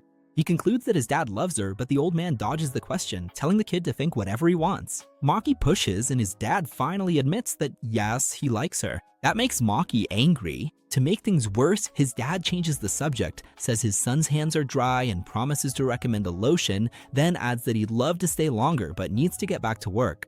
But out of nowhere, Natta shows up yelling. Maki looks back and is surprised to recognize her, and she's startled too. He walks over and asks what happened. Natta tells it like it is. She's in a tough financial spot. Basically, she was supposed to meet her boyfriend there, who said he'd be late and told her to go ahead and order food because he'd pay for it. But the guy just called to cancel, saying he got another date and that she was just his second choice. On top of being furious, Natta only has 1,000 yen in her wallet, which is nowhere near enough to cover what she's already eaten. Like a true gentleman, Maki's dad asks how much she's short. Embarrassed, she says it's about 2,000 yen and asks who the gentleman is. He introduces himself as Itsuki Maehara, our protagonist's father. Natta is surprised and says it's a pleasure to meet her. Maki asks if his dad is really going to pay the bill. The old man says yes, that he wouldn't do this for a stranger, but since they're schoolmates, he can help out. Natta's dying of embarrassment, not knowing what to do. But Maki stands up to his dad, says she's his friend, and that he'll pay the bill himself, since the real stranger there was his own father. Boiling with anger, Maki grabs Natta's bill and leaves with her. Natta follows him and they start walking back, but first she asks if they can stop by a store because she's freezing and wants a coffee. Maki asks if she wants him to pay for the coffee. She agrees, promising to pay him back someday or let fate settle the score. Since it's just a coffee, Maki doesn't see a problem with him. They sit down to have their drinks, and in a calmer mood, Natta asks if Maki ever had friends before he met Yumi. He admits that he didn't, since he moved around a lot because of his dad's job and also didn't have the best personality in the world. That makes Natta laugh because when she was a kid, she met someone like that and used to think, why doesn't he just make friends already? Of course, now that she's older, she understands that things are complicated. Maki also takes the opportunity to ask a kinda weird question. He wants to know if Natta's parents get along. The girl says they don't get along badly, but every now and then there's even a plate flying through the house. To Maki, that sounds like a huge problem, but she assures him it's just a casual argument. On the same day, they make up, and by nighttime, the bed is already creaking. Her words, not mine. Maki asks her to keep that kind of detail to herself. According to Natta, living with family takes a lot of patience. She always gets scolded when she doesn't study, not to mention the money and work problems. But because she deals with this every day, she's gotten really good at reading people. She can tell, for example, when someone is barely holding it together or about to blow up. That makes Maki curious, picking up on the hint, and he asks what she thinks about him and his dad. Natta says it straight. When she first saw his dad, she thought the guy looked like a bomb that didn't go off at the right time. He kept a lot of bad stuff bottled up inside for way too long, and that's why he's like that now. And that's why Maki doesn't need to worry about his dad. The one who needs to watch out now is Maki himself, since he acts like nothing ever gets to him. If he keeps going like this, he could end up turning into a faulty bomb too. Natta tells him that if anything happens, he needs to ask Umi for help, because bottling up his feelings will end up hurting both him and Umi and you. It's not that Natta cares about Maki, but she really worries about her friends, which our protagonist totally understands. After that, Natta leaves, and Maki calls Umi to reassure his girlfriend. Soon, a new day begins, but this time with something different. The protagonist's mom made him breakfast. According to her, the boy had been taking care of everything at home, and it was time for her to take back her role as a mother. And she gives him an important heads up. She's gonna take a few months off work to rest, and then she'll decide what to do next. Maki gets worried, thinking she might be sick, but that's not it at all. She's doing great. She just realized she couldn't keep up that crazy pace and needed to stop and think about her life. Maki thinks it's a great idea and just asks her to take the opportunity to quit smoking too. On the way to school, Umi hears all about it and celebrates Maki's mom's decision. She thinks the break will be great, but points out that with his mom always at home, their Friday routine might get complicated. Maki asks what they're gonna do this week, if they'll keep hanging out at his place or try something new. Taking the opportunity, Umi invites the main character to have dinner at her house on Friday. Or rather, it was Umi's mom who told her to invite him, since her dad will be there too. Maki immediately replies that there's no way he'd ever set foot in that place, but Umi complains, saying there's no way to refuse since her dad is dying to meet the guy and won't take no for an answer. The news that Umi's gonna introduce Maki to her family reaches Yu and the gang, but there's something odd about it. Yu, who's always the first to congratulate people, suddenly changes her mood and gives our protagonist her most heartfelt condolences. That makes the guy's hair stand on end. If even she reacted like that, Umi's dad must be a nightmare. Umi tries to calm things down, saying her dad isn't a monster at all, and that the real problem is her brother, Riku. And she's not wrong, because Yu doesn't even want to hear the guy's name. But the plan backfires and Maki gets even more nervous. On the other hand, Seki thinks Maki is living the dream life. This week, he's going to Umi's house, and next week there's the Christmas party. Then Maki throws cold water on the idea and says he didn't even sign up for the event. Seki tells him to talk to his sister, who's the student council president, to see if she can help him out. Seki's sister says that with only a week left, it's pretty last minute, but since a lot of people canceled, there should be spots available. First of all, she thanks Maki for putting up with her brother every day. She explains that registration is closed, but since there's an opening on the council, he can fill in for someone. The catch is that he'll have to work a bit and won't be able to enjoy the game 100%, but he'll still have some free time. Everyone feels relieved, especially Seki, who teases her friend by saying she must be bursting with joy inside. She tries to keep her composure, but she can't stop smiling. The big day of the visit finally arrives. Before leaving, Maki notices that his mom is on the phone, actually talking to Umi's family. When she hangs up, he notices she still hasn't put out her cigarette, which he finds odd, and he asks her straight up if dad called. She tries to dodge the question, but Maki firmly insists until she comes clean. She admits that her ex-husband found out she quit her job and got furious because she hid how stressed she was at the publishing house and ended up putting too much pressure on Maki. The protagonist doesn't agree with his dad's scolding. After all, it was her hard work that kept the bills paid. But then another truth comes out. Even without working, they wouldn't be struggling because their dad sends a pretty hefty child support payment every month. The boy gets confused and asks what she did with the money. She explains that it was just pure stubbornness. She wanted to prove she could handle things on her own, saved every penny without touching a cent from her ex-husband, and used work to keep her mind busy. She apologizes through tears for making her son's life harder for no reason, but assures him that the storm has passed. They're not going to be a family of 3 again, but she promises she'll always be there for him. Then she lightens the mood and tells the boy to hurry up and get to his appointment. A little later, Maki is welcomed with open arms by Umi and her mother. Both of them are so sweet to him, and he even gives them a little gift his mom sent. But when it's time to take off his shoes, he notices a much bigger pair next to his, Umi's father's shoes. He suddenly gets really nervous. When he steps into the living room, he comes face to face with a man. Umi introduces her boyfriend as Maki Maehara, but her dad commands respect right away. Tall, thunderous voice, and not exactly a friendly face. He introduces himself as Daichi, and Maki almost chokes trying to say his own name.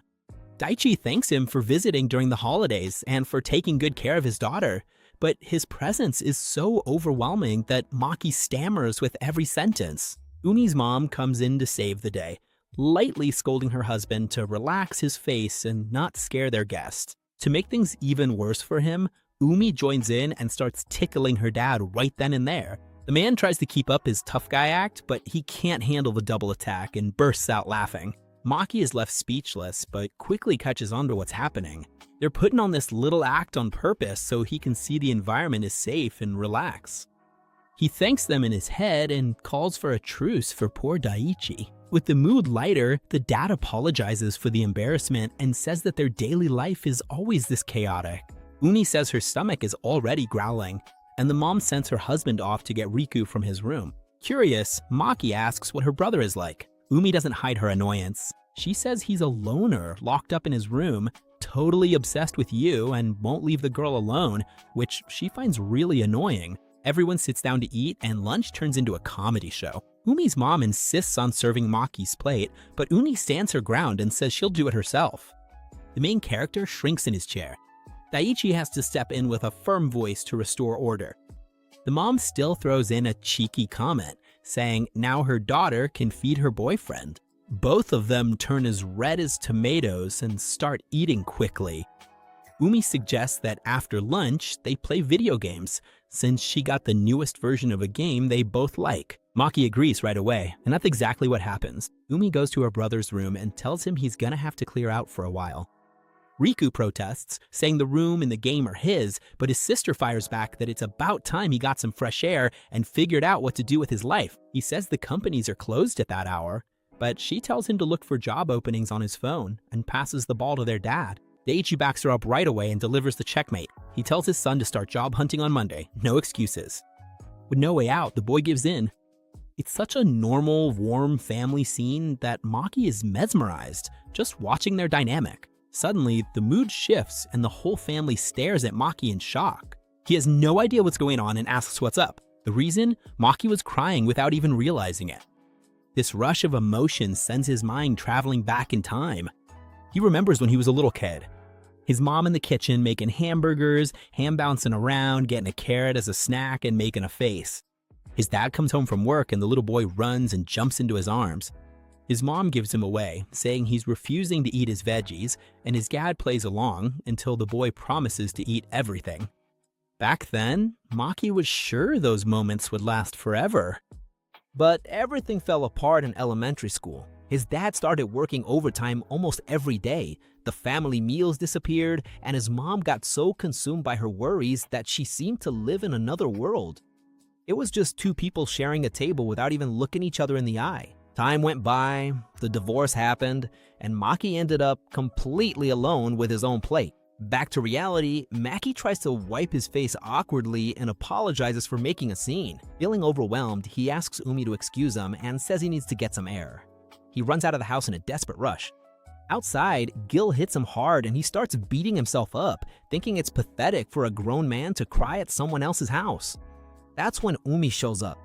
Maki tries to push the girl away, but she refuses to back off and gets annoyed seeing him shut himself off like that. She corners the boy and points out that he's clearly broken inside. Instead of giving him a lecture, she just asks for one thing, a hug. Maki completely lets his guard down. He confides that he's super embarrassed for acting like a crybaby, but she reminds him that they're still in high school, they're not full-grown adults yet, and having moments of weakness is the most normal thing in the world. She tells him the street is empty, no one's gonna laugh at him, and that instead of apologizing for showing his feelings, he just needs to say thank you. The two head back home and go to the rich kid's room to talk more privately. Umi asks if his mind is still spinning because of his parents, and he admits that it is. He thought he was over it, but the wound is still open. Understanding, she lets him rest his head on her lap and says that after he gets some rest and eats, then he can think about everything else. For now, he can stay there until the next day if he wants. Maki feels the weight lift off his shoulders and falls asleep, but before he drifts off, he hears Umi's gentle voice telling him how much she likes him. Time flies, and when Maki opens his eyes, he's greeted by Umi's smile. He's startled to see that it's already past 8 in the morning. She says she also dozed off after watching him sleep for so long and teases him, asking how it felt to sleep in her lap like a spoiled little boy. He gives in and admits that it was soft, cozy, and smelled like flowers. Even so, Maki starts blaming himself again, thinking he didn't deserve so much care. Umi cuts off the drama and reminds him of everything he's already done for her. Since the very first day of their friendship, Maki's kindness and good heart had saved her from so many tough situations, so she was just returning the favor. The two fall into a deep silence, staring intently at each other. The tension rises, she closes her eyes, waiting for a kiss. He slowly leans in, but the door suddenly swings open. It's Umi's mom, catching them in the act at just the right moment. Everyone is startled. She tells them that the two of them will have a serious talk after breakfast.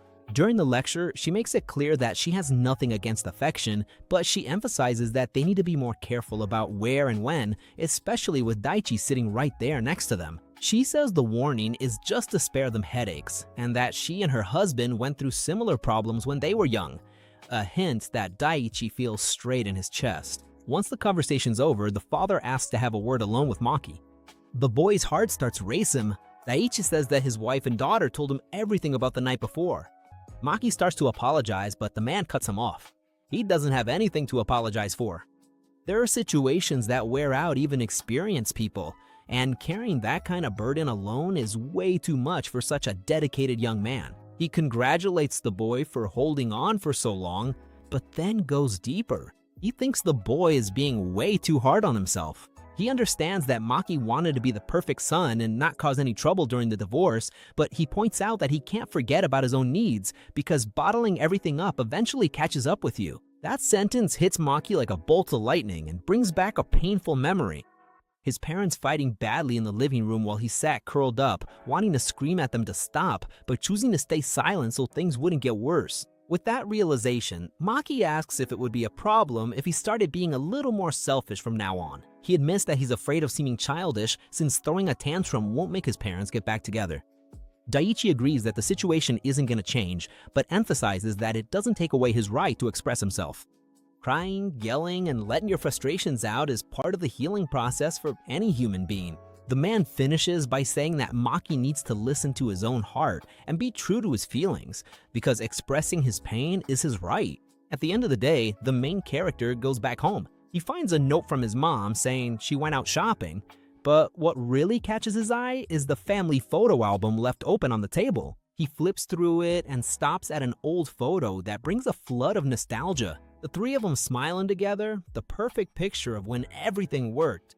An overwhelming longing to go back to that time tightens his chest. Remembering Daichi's advice, Maki stops fighting the lump in his throat and lets the tears flow freely, without guilt or shame. He finally accepts that it's okay to think about himself for a change. Knowing that the first anniversary of his parents' divorce is just around the corner, he decides that this date will be a turning point. It's time to stop being the perfect son, and for the first time in his life, Finally, the long-awaited day of the Christmas party organized by the student council arrives, and our protagonist was there helping out with everything. But there's a little problem. Maki gathers his friends to ask President Sei for a favor. The thing is, he needs to step out for a bit in the middle of the event because of someone unexpected. It'll only take about 15 minutes tops. He was terrified he'd get a no, but Sei is pretty straightforward and says it's all good, that he can count that time as his break. But the one who got the short end of the stick was her little brother, who'll have to spend the whole day glued to his sister without a break. And according to her, the boy should be thrilled about it. Meanwhile, Yu asks Umi what she's gonna do now. Umi's excuse is simple: go home, have lunch, and then head straight to Yu's place. She says she doesn't want to get too dressed up and that she's gonna take everything super easy. Yu finds it funny because she knows that's a total lie. The truth is, Umi's been super restless ever since she found out Maki is going to the party too. Yu gives her a hard tug, pretends she doesn't know what she's talking about, and the two of them start to leave. But before that, Yu wants to talk to Maki and ask if he's okay being alone. And as Maki heads home, he thinks that what he's about to do isn't something to be applauded. It's just something he needs to do for himself to get a huge weight off his shoulders. Right at that moment, he's about to meet up with Minato. Right away, he asks how his dad reacted to the request. Minato says that he had plans he couldn't cancel, so he was pretty nervous, which is normal since Maki said he wanted to talk about the future. And it's true, because Maki dropped a bomb on him. At the start of the call, his dad said he was really busy with work, but Maki said this: the university he likes the most is close to his dad's house, and if he gets in, it would be great to live there. With that news, his dad managed to make time right away. Putting that aside, Minato admits she's really impressed by Maki. Before, she thought he was just a quiet and shy boy. Maki agrees and says that's just how he normally is, but this time he decided to cause some trouble for the adults with a little act of rebellion. He's even surprised that she agreed to talk, But Minato explains that the man she loves suddenly changed, so she got worried and just wants to help however she can. That's when it clicks for Maki. Minato really does love his dad, and she doesn't even try to hide it. She says his dad was very patient when she joined the company, and she owes everything she achieved to him. She admires and respects him a lot, which makes Maki feel a little bad. Minato gets straight to the point. It doesn't have to be right after graduation, but she begs Maki to move back in with his dad. Maki wants to know why, and she answers without beating around the bush. That reserved, serious man's true happiness is talking about his son. It's a joy she could never make him feel. That's why she keeps asking him to come back. To Maki, Minato is being really insensitive right now, and she knows it.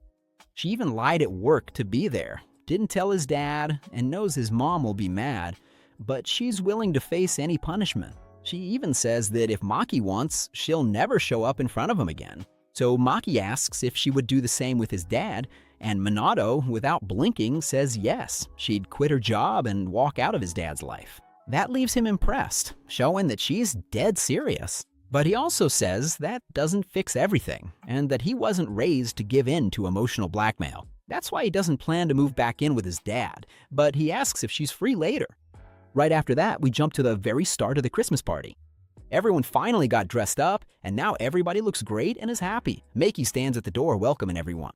And who shows up but the president herself, thanking him for his work. But before he can say anything, she asks him to stop calling her president, since next year she won't be anymore. Maki doesn't waste any time and calls her by her first name, Tomo. She laughs and realizes this guy is bolder than he seemed.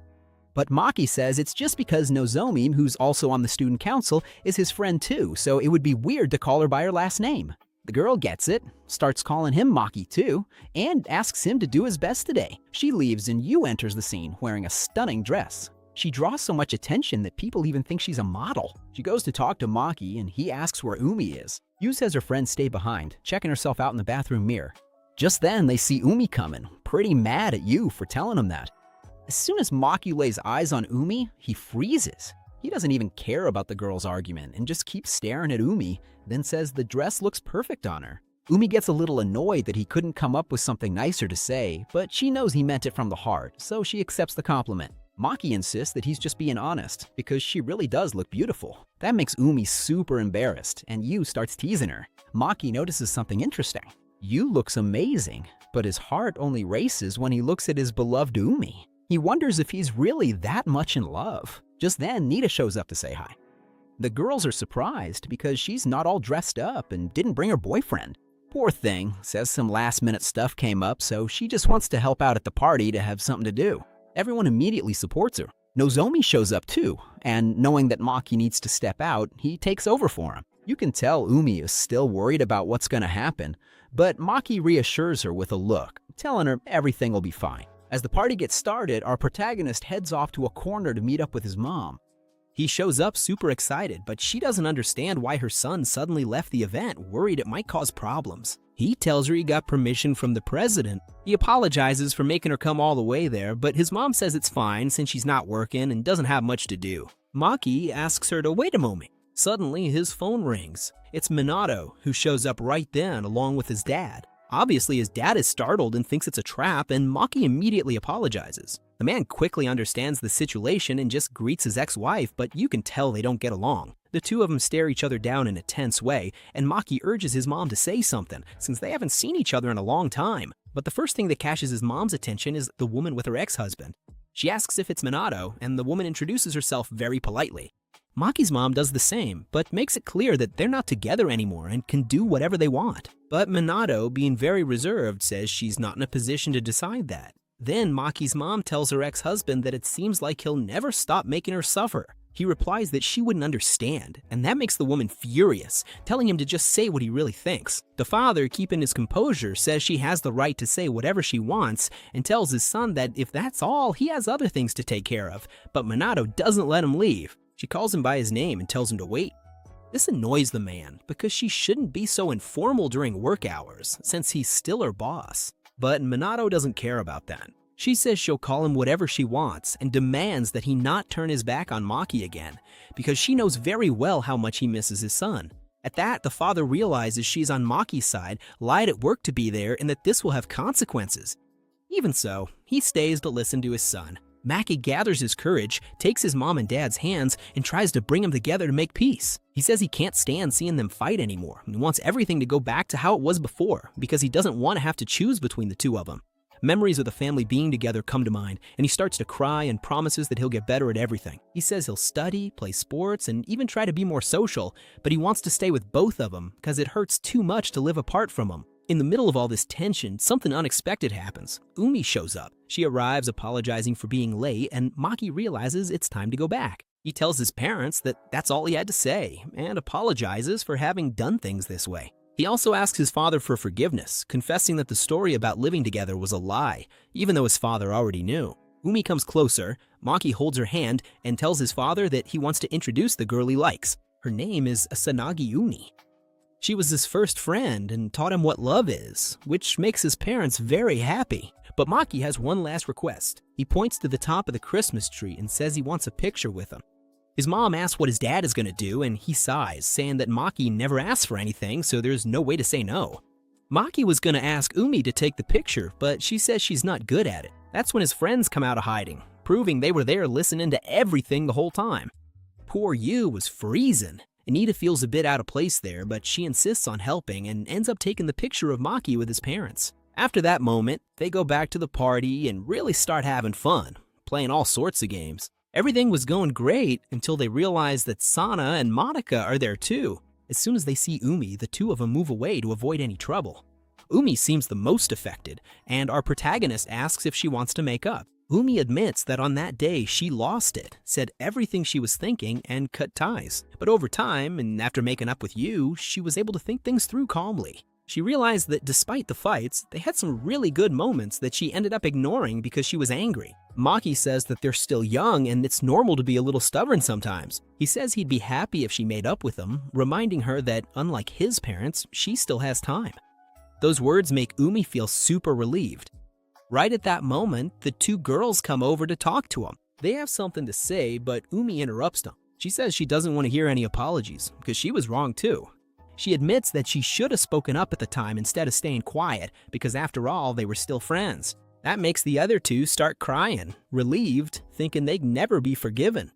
Umi tells them to stop crying and hold hands, but with a warning, if they lie, they'll really regret it. They snap out of it right away, and Yu pulls everyone in for a group hug to seal the peace. Maki walks Umi home. On the way, she can't stop looking at the party photos on her phone, full of fun moments. Maki is super happy to see this, because he realizes she's finally smiling in the pictures. This is a huge moment for him, because he always hated taking pictures because of sad memories from the past.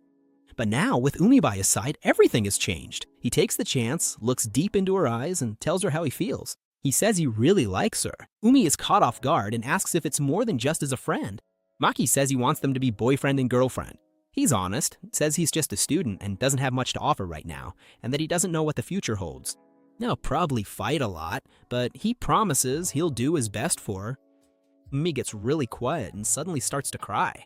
Maki doesn't understand, but she hugs him and says it's normal to cry after a confession like that. She also points out that he can't say anything because he's crying too. Maki agrees and realizes he's actually pretty emotional. Umi complains, and that's how they stopped being just friends and became a couple. A couple of crybabies, which I don't envy at all, okay? And look, ever since they started dating, it's only natural that now they're always glued together, all cute whenever they meet up on Fridays. And these days, Umi still jokes that our protagonist has a belly full of love. He even tries to tease her back, but he just can't. The reason is simple. Umi, believe it or not, actually works out a lot. But lately, she's been kind of self-conscious, thinking she put on a little weight. She asks Maki to squeeze her arm so he can notice the difference, and that leaves our hero dying of embarrassment. After all, if she lets him touch her like that, it's because he's her boyfriend, and Umi points out that this is obvious. So Maki humbly accepts the offer, goes over and squeezes her arm. But the guy has no idea what she's talking about, because he thinks everything feels the same, and that offends the girl. According to her, Maki has absolutely no tact. Gaining weight is a super sensitive topic for girls, and that whole story about guys preferring curvier girls doesn't comfort anyone. Time goes by, and soon Umi has to leave. The girl doesn't want to go, and Maki doesn't want her to leave either, but they made a promise to their moms and need to be responsible. At least Umi wants one last cuddle, so Maki carries her like a princess. She gets all giddy with happiness, but then the poor boy's back pays the price. Anyway, they start saying their goodbyes. Normally, our protagonist would walk Umi home, but she says she'd rather go alone to enjoy the moment and process such a special day. Knowing that they're together now, as a couple, really makes it clear, wow, they're actually dating. Our protagonist just agrees, feeling a bit embarrassed, and goes to take a shower.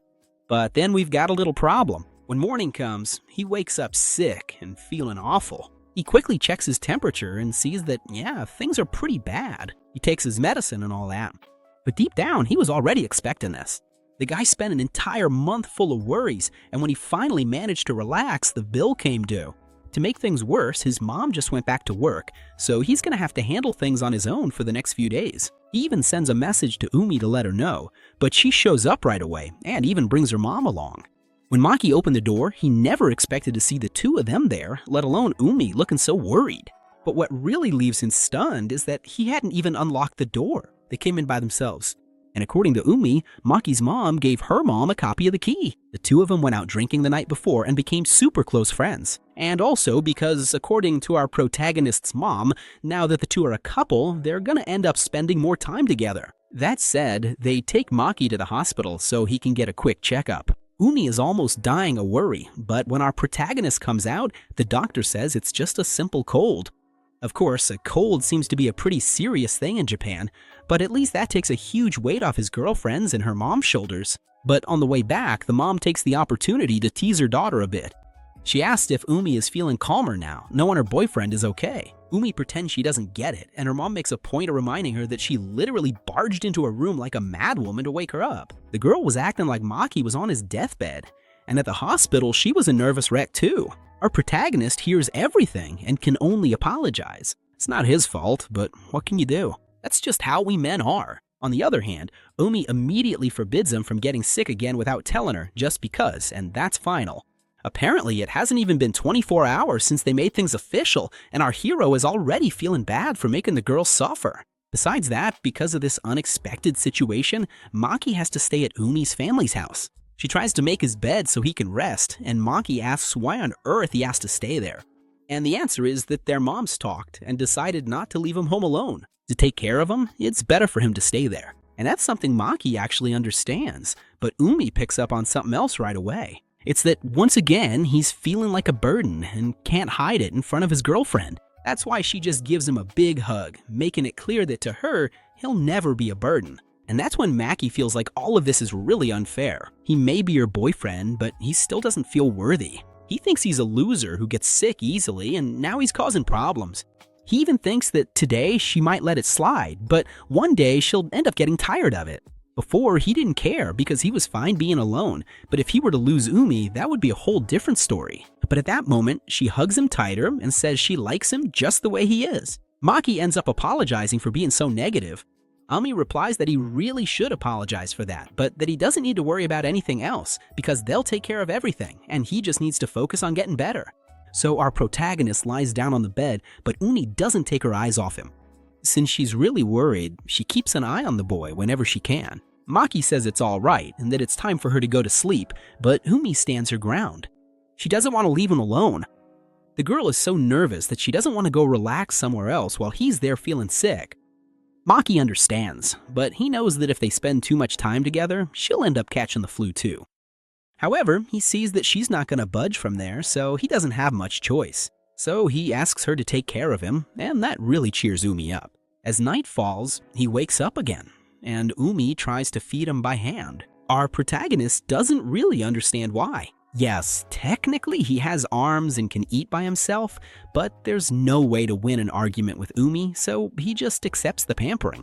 Meanwhile, Umi's dad just keeps wondering if this is really a good idea. He's talking about the fact that Umi wants to sleep in the same room as our protagonist. Sora reassures her husband, saying there's no problem at all since they'll be sleeping in separate beds. It's time to go to sleep. They turn off the lights and both lie down.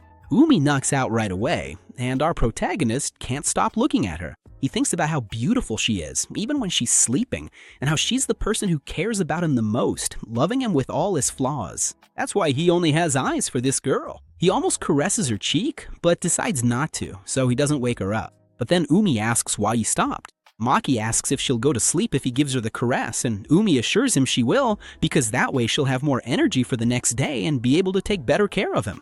So Maki gently strokes her face and tells her he loves her, and Umi says it right back. When morning comes, he's already feeling great.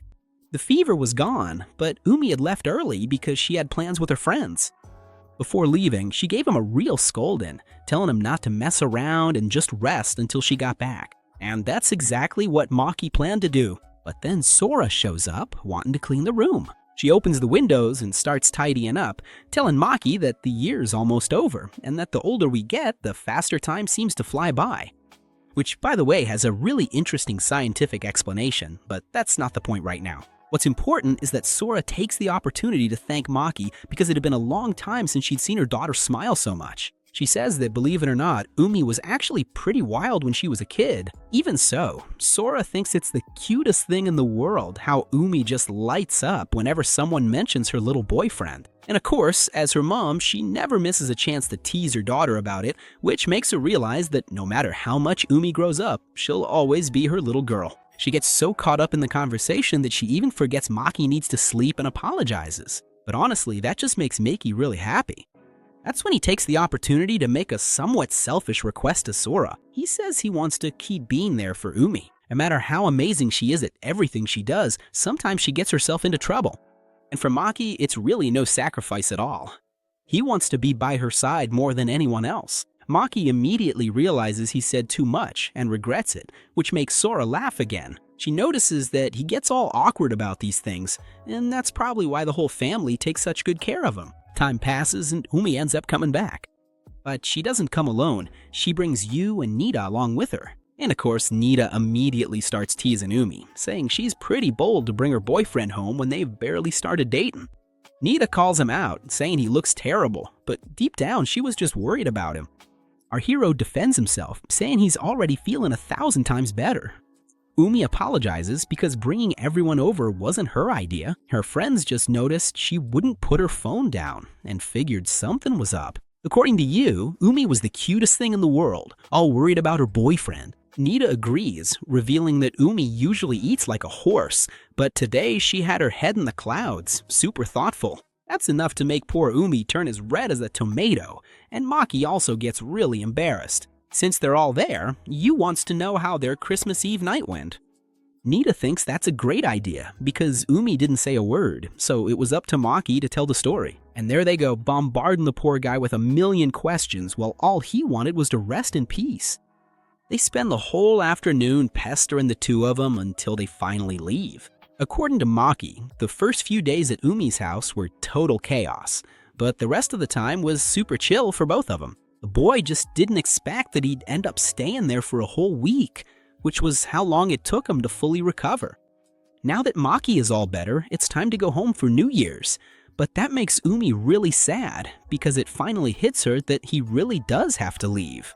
That's why she decides to ask for a little favor before they say goodbye. All embarrassed, she gets closer because she wants a kiss. When they're done, the two of them just look at each other in that super cute way with their hearts all warm and fuzzy. Time flies by, and in the blink of an eye, it's already January 1st. And in Japan, they have that really cool tradition of visiting a temple right on the first day of the year. The first ones to bump into each other are Yu and our protagonist. She's all happy, wearing a yukata, and Maki gives her a sincere compliment, saying she looks really good. But then Nina shows up right at that moment and gets annoyed about it. Why? Because according to her, Maki needs to learn how to give better compliments than just a simple, "Oh, you look pretty," and that's it. And she warns him that when Umi arrives, he's gonna have to step up his vocabulary. And as if on cue, Umi shows up right at that moment. Our protagonist says, "You look really good," but notices that Umi has given him that death stare again, so he quickly corrects himself and says, "She looks wonderful." After all that banter, the group goes to pay their respects at the temple. They pray for an excellent year, and then go to draw their fortunes. Maki gets a really good fortune. The little slip says he'll achieve anything he sets his mind to, but there's a catch. He can't let himself get carried away. If he lets his guard down, disaster will come knocking. So the secret is to always stay alert. In short, he can't be too trusting and always needs to work for what he wants. On the other hand, Umi has a question for our protagonist. She wants to know what he wished for in his prayers. Maki says that basically, he wished for good health for everyone in his life. Umi smiles and says she wished for exactly the same thing. After all, health is what matters most. It's a lesson she learned very well after taking care of a certain someone. Our hero hears this and promises that from now on, he'll be much more careful. And deep down, he makes a silent promise. He'll give his best every day because he wants to be a boyfriend worthy of Umi. That was the end of the episode. Comment the word Part 12 so I know you made it this far and want to see how this drama unfolds, and I'll give your comment a heart. Subscribe and turn on the notification bell so you don't miss the next chapter, because the hype is just getting started. Without further ado, Rababina says goodbye and see you next time.